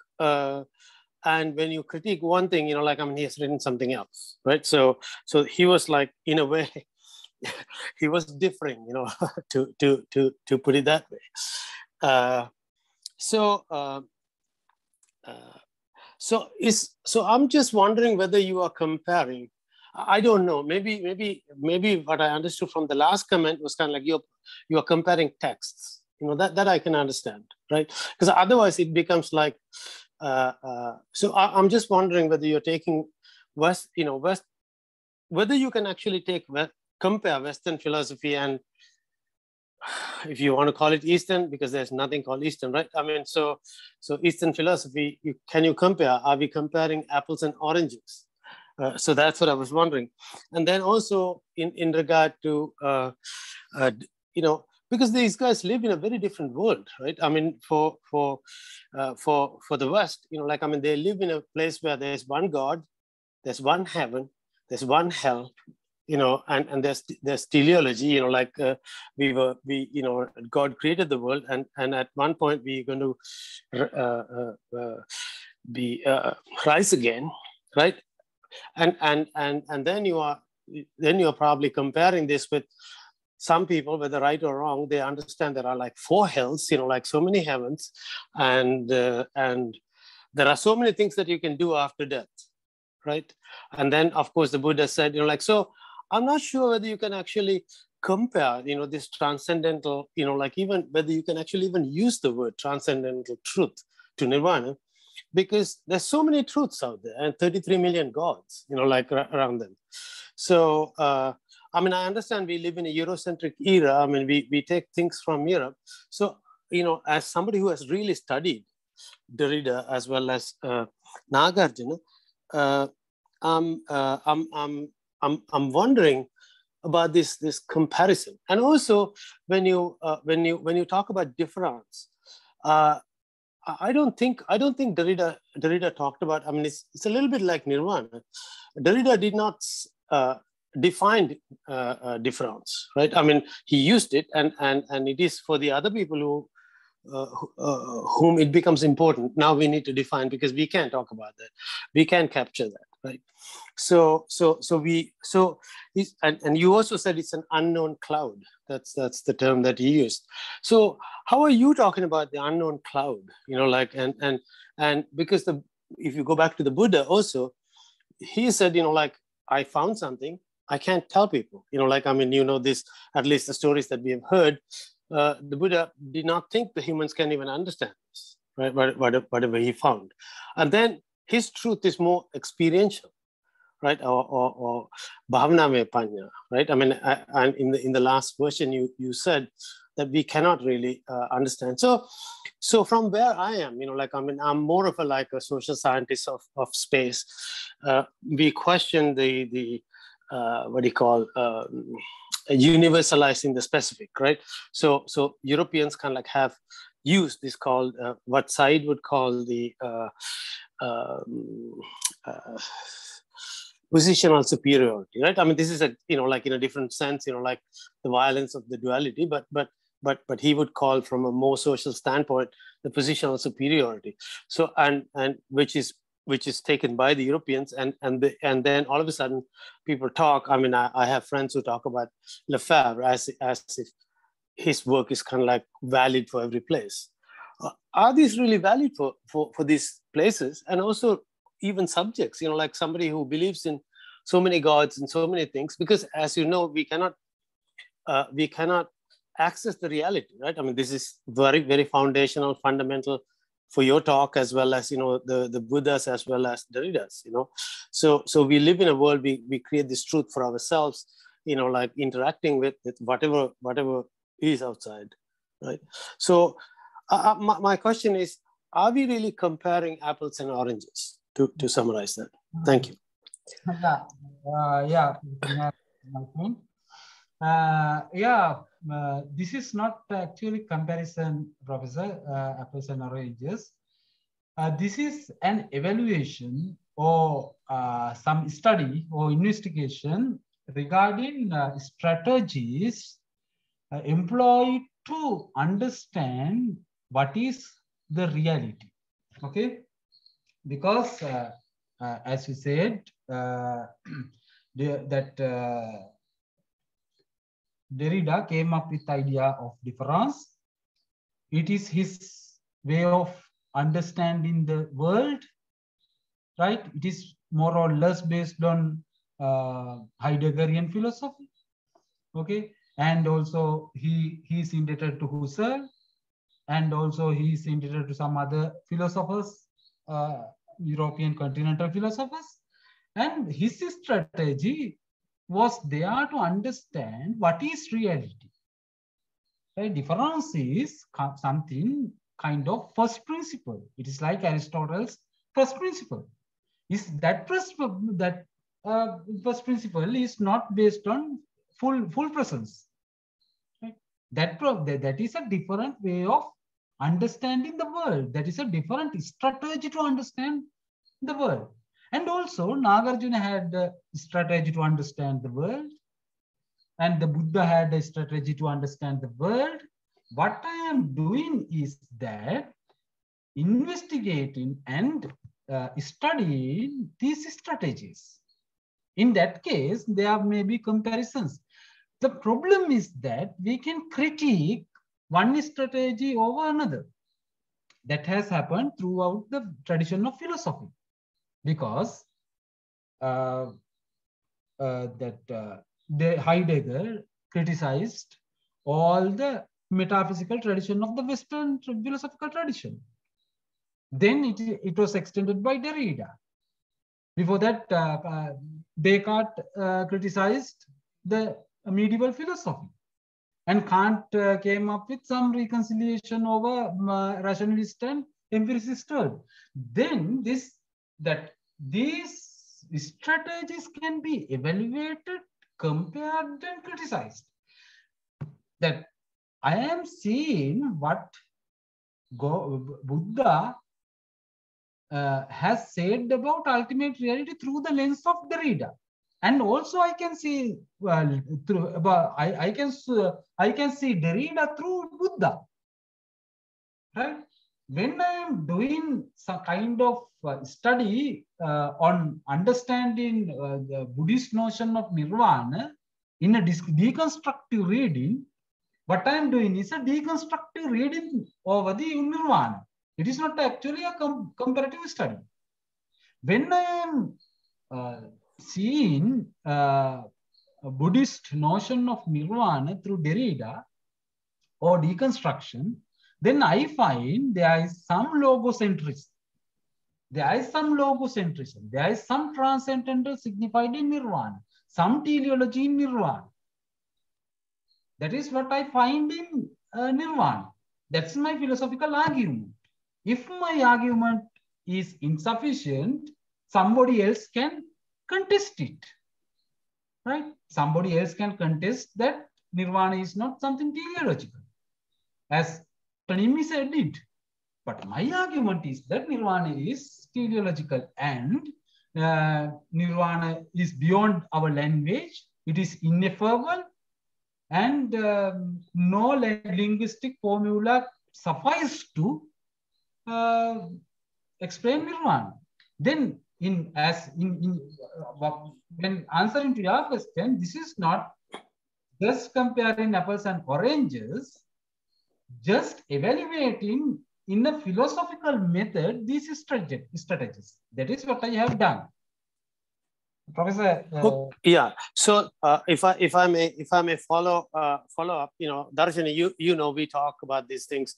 You know how much I appreciate, and learn from you, to put it that way. So, I mean, thanks for the explanation. The question, actually, that the point of the question is pretty much your positionality. Like you are saying, I'm deconstructing a particular discourse.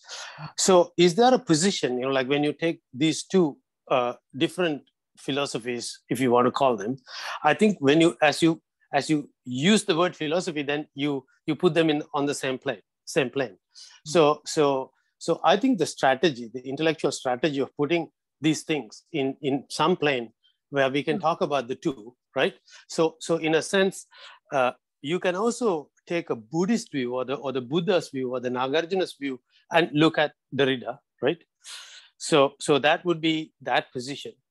And then when you say you are deconstructing, whatever this view of Nirvana, so then you are actually taking a Derridian position to kind of like see, like to ask a different question, if I may ask in my own classroom, hey, what do you see? Here's what Derrida said. I teach Derrida. I don't teach Derrida, but if I teach, I would say that, and then say, what would Derrida say to the Buddha and Nagarjuna in regard to Nirvana, right? So I think that's what I understood. I mean, if that's what you're doing, fantastic. I think I learned a lot. The issue was kind of like, you are presenting it in a sense that you are like you have a third position where you can stand up and talk about both of these, which is an extremely privileged position, which I think both the Buddha and Derrida question, right? I'm not criticizing you. Don't take it like that. But I'm asking you a question about this positionality. Yeah. That's a wonderful comment. Actually, in my career, in my academic practice, I am critical over both places, like both stances of Derrida and Nagarjuna and Buddha. I am quite skeptical about any kind of tradition, any kind of philosophical argumentation. I am quite skeptical about it.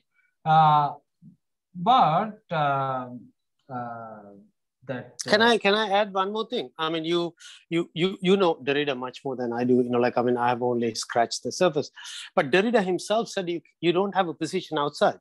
I mean, he has even written about positions, right? Yes. So there's no position outside of the existing discourse. You can be in the margins, but you cannot be outside. Didn't he say that?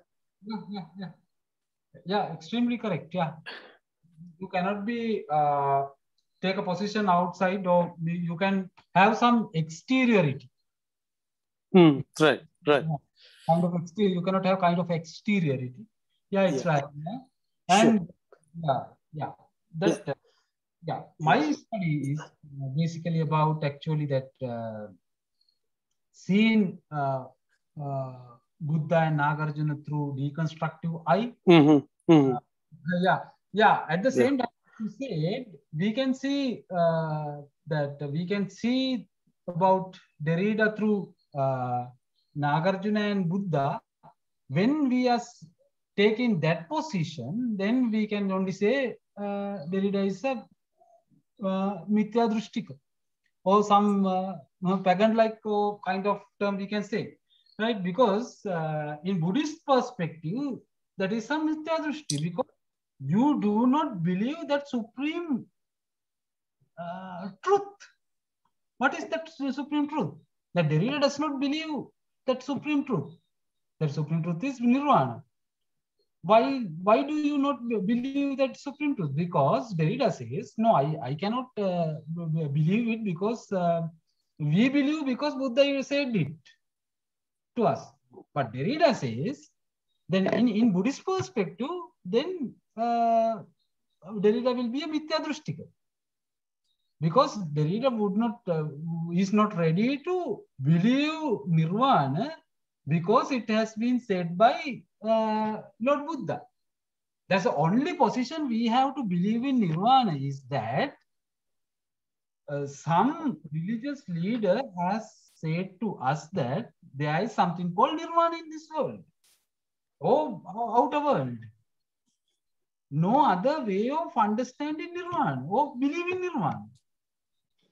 Professor, do you have any other way of believing? No, I think we can talk about this later. But I mean, like there are others who want to talk, so we should let them talk. Thanks very much for trying to respond. And this is an ongoing discussion. Yeah, thanks. Yeah, thank you, Professor. And Darshan, now I would like to move to Dipong Kame, Dr. Dipong. Over to you. Hello. Yeah. Good evening, Atula, and good evening to all my Sri Lankan friends.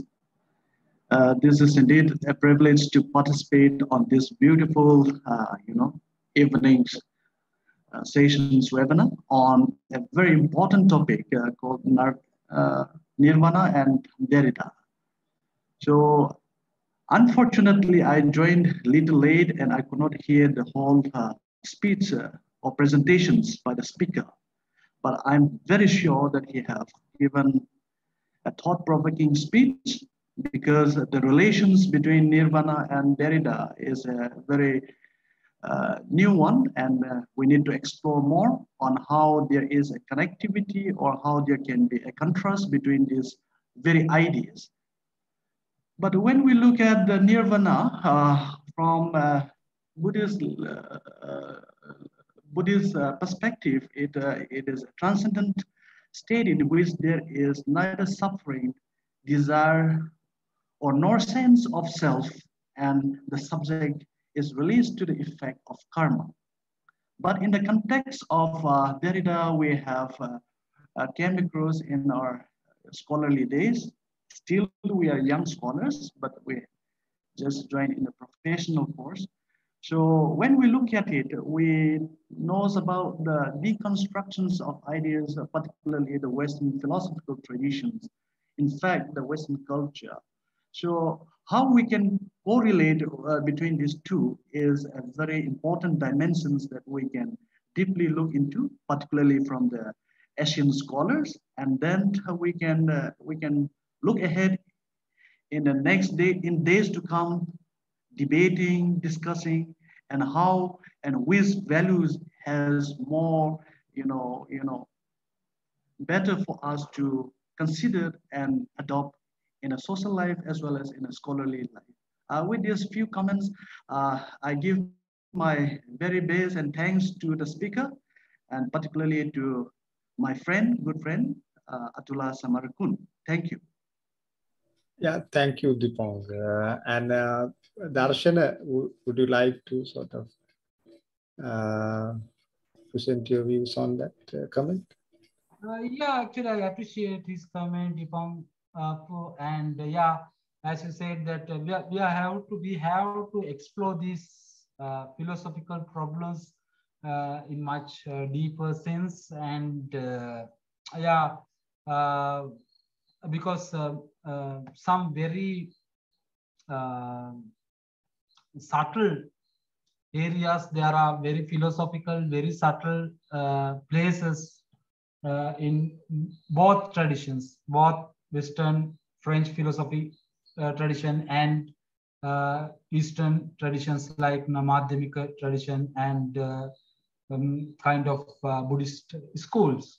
So yeah, as he said, yeah, we have to delve into these things.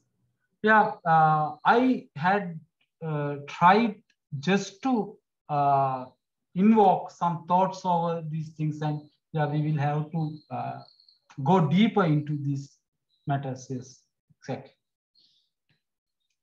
Yeah. Yeah, again, we have two more participants. Shall I move to Zoom 2, PGIPVS at Zoom 2?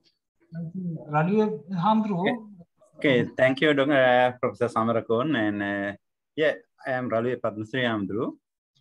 I have 2 or 3 simple questions, but I will just raise. And first one, I appreciate your speech, the presentation.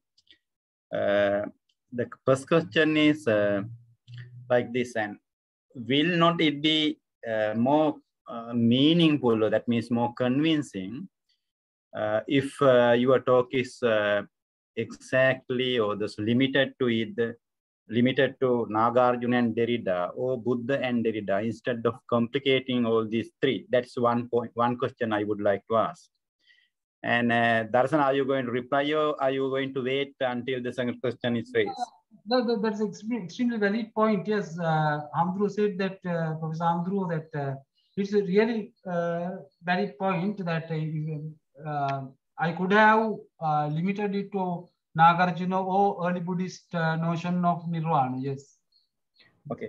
The second one is regarding the Nibbana. And Darshan, are you referring to this Nibbana here, especially for the notion of Nibbana of the unenlightened people? That means Nibbana we can understand in 2 ways. One is the Nibbana of the Nirvāṇic people. Yeah. On the other hand, the Nirvana of the people who are not Nirvāṇic, or who has not experienced it. And are you talking about the word that means linguistically constructed and this mundane person's perception of Nirvana? Of course, yeah, Andrew. Yeah, I am talking about what is in text or linguistically constructed Nibbana thing. Because I have not met anybody who has attained Nibbana. There are some people there, you know about Nibbana, that there are some there are some people who even issue certificates for Nibbana these days. Yeah. Yes, I have not met anybody who has attained Nibbana. So I am relying on all the linguistical constructions. Okay. Yes. The third question will be very simple one. Then when we refer to that Dhammapada Gata that is called Visankara Gatan Chittan Tanhanam Kayamajjagati, where the Nibbana is defined in a particular different way, that many people think that is more related to Derrida's concept of deconstruction. That means some people assume that there's a relation, there's a kind of the similarity between these 2 ideas. Do you have any thought about this Visankara Tanchittan Tanhanam Kayamajjagati and the deconstruction, idea of deconstruction for some extent? Yeah. That's a very wonderful question, that comment. Yeah, actually that what Dr. Nalin did was that during his study, that even he used Visankara for that he used as a Visankara as the Sinhala translation for deconstruction in his work. Even he borrowed that word from Buddhist literature. And there are a very, very similar approach in Buddhist and Derridian philosophies regarding ultimate truth. Very, very similar. But at the final point of philosophy, when it comes to the first philosophy, or as Aristotle said, first philosophy, or fundamental philosophy, or the first problem, first principle problem, the first principle, or what is there, what is the foundation, when it comes to that matter only, Derrida and Buddha have different notions over the reality. Otherwise, both of them are basically relativistic. Thank you, Darshana. Thank you. Are you happy about my? Yeah. Furthermore, yes. We have something else, minor things to discuss. I think others. That my point is that my argument is that when it comes to that first principle thing, that foundation thing, Buddha believed in Nirvana, and same thing is believed by Nagarjuna, but Derrida would not believe in kind of transcendentality.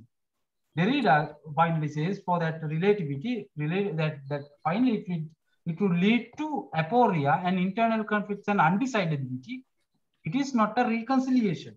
Buddha has a reconciliation, Nagarjuna has a reconciliation, but for Derrida, there is no something called reconciliation. That's the two differences between these two traditions of philosophies, but they have very, very similarities throughout the course of philosophy. Yeah. Okay, thank you very much. Thank you. Yeah, I think time has almost passed. And anyway, we will move to furthest again. Furthest, you have? Yeah, I have a small question, Dr. Darshana. You are referring Nirvana is beyond language by several times. So it's triggered to me to explore further on that. Is that mean that it's when we say beyond language, is it we are saying beyond a particular context? Say now, is that mean let's say now Derrida is referring to the audience language, or a language mean the expression in any form? Because it can be on certain context, certain audience may not be able to understand, then it's beyond their language. Or is it beyond entire human language across time? Thank you. Yeah. That second thing. The Nirvana is away from all the cognition. Right? That means the entire language, that entire human language or meta language. You cannot attain Nirvana through any kind of language, either simple human language or meta language. So in that case, Doctor, is it possible construction or deconstruction, both? Yeah, Nirvana is kind of transcendentality beyond the cognition. That means nobody can teach you Nirvana. What is Nirvana? That means the linguist, nobody cannot express what is Nirvana through language. You can give only traces for Nirvana. Nirvana is asankara dhamma.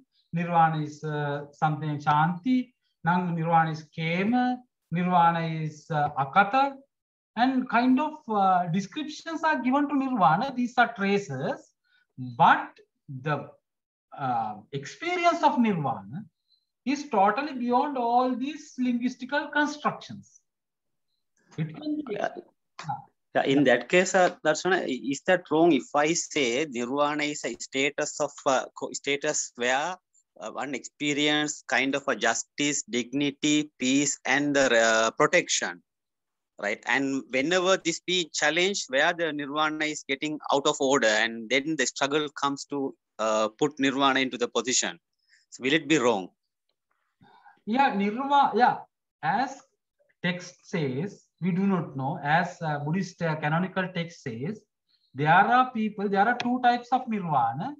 Sopadi says Nirvana, Radhahamdru would explain rather better than me. Sopadi says Nirvana and Anupadi says Nirvana. Right? Some people, some living people can comprehend Nirvana according to Buddhist text. Right? That's called Sopadi says Nirvana, right? Living people's understanding is Sopadi says, right? Radhahamdru, are you there? I think, yeah. There are two kinds of Nirvana. Some living people understand Nirvana. It's called, according to my understanding, it's Sopadi says Nirvana, right? Then there are beings. That means there are human beings who live in this world with that comprehension of that wisdom. Okay, there are people who live in this world with that comprehension. Then, but they cannot teach us. Only they can give us some kind of traces about Nirvana. Nirvana is like that, Nirvana is like this, Nirvana is that. But some person who attained Nirvana only knows this is Nirvana. Right? Therefore, it is beyond the cognitive process. It is beyond all the intersubjectivities. But according to Buddhist theory, it is a truth. It is a truth we can achieve, but not in linguistic terms or conventional terms.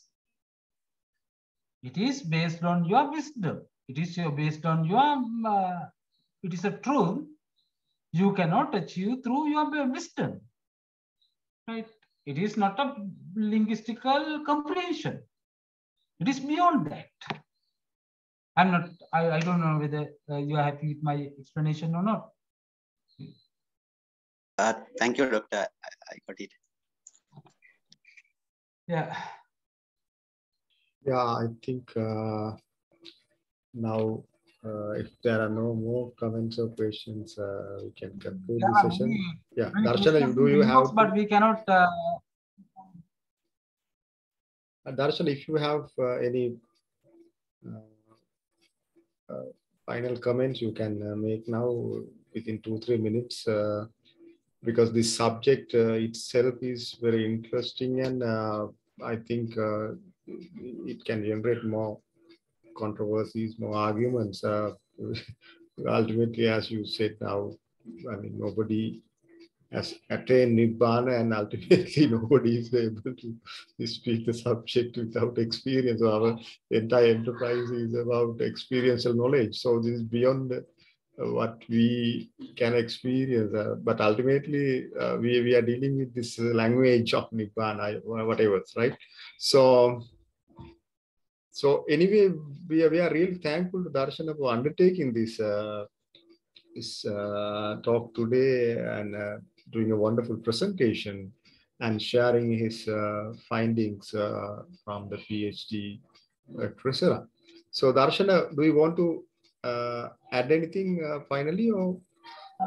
No, actually, yeah, I was so delightful, and I was enjoying a lot this session, because you raised wonderful questions, and that was very intellectual, and I know everybody who attended this Pali were intellectuals, and they are attached with some intellectual institutions. Thank you very much for everybody who raised questions, and there are many more questions in the chat box, but I like to read them, but I do not, I couldn't even read them. But I really appreciate your engagement, because this is very subtle point of philosophy. What is truth? That's matter. Then your engagement and your encouraging comments, encouraging questions actually helped me a lot. And sometimes I will delve into deeper positions of these areas of philosophy, and that your questions will be very useful for me to investigate further into this subject. And thank you very much for everybody for your wonderful comments and answers and everything. And also Dr. Atula Samrakon, thank you for inviting me to this discussion, because I am not an intellectual. I am a journalist. I am working as a journalist for a TV station in Sri Lanka, and inviting me to address in kind of intellectual discussion is a wonderful thing for me. And you have taken some revolutionary action to inviting me to this wonderful meeting. And thank you again to you, Dr. Atula, and thank you everybody for your wonderful questions. And thank you very much, Darshan, and we all wish you for your PhD because you are soon going to be a doctor in philosophy, and you are I mean, you are a real philosopher in a way, because your subject is philosophy, and you are inviting us to engage in philosophical debate. So that's what we invited you, because in a way we need people like you to awake us into different realities, because we grapple with several issues, but at the same time, so there are realms where we are not able to really enter into without the help of people like you. So thank you very much for your valuable presentation today. And also I'm really happy about the audience. Unfortunately, we found several good scholars who made really good, valuable interventions and somehow made us realize more about this entire idea about deconstruction and Nirvāṇa. So again, I should thank our head of the department, Professor Anton Pieratne, and all my department colleagues for their patience, because normally we have this discussion in the daytime, and because today we organize this special discussion with Darshana in this time at night. Anyway, the participation was very good. So thank you everyone for attending this session today. And even our friends from India and Professor Niyal Pereira from America. So we are really grateful to you. And thank you very much. And Darshana will try to meet again, and we'll try to engage you in more difficult questions again. And we are really interested in this type of discussion to learn from you. Again, thank you very much, everyone. Have a nice weekend. Good night. Thank you. Good night. Thank you. Thank you. Thank you.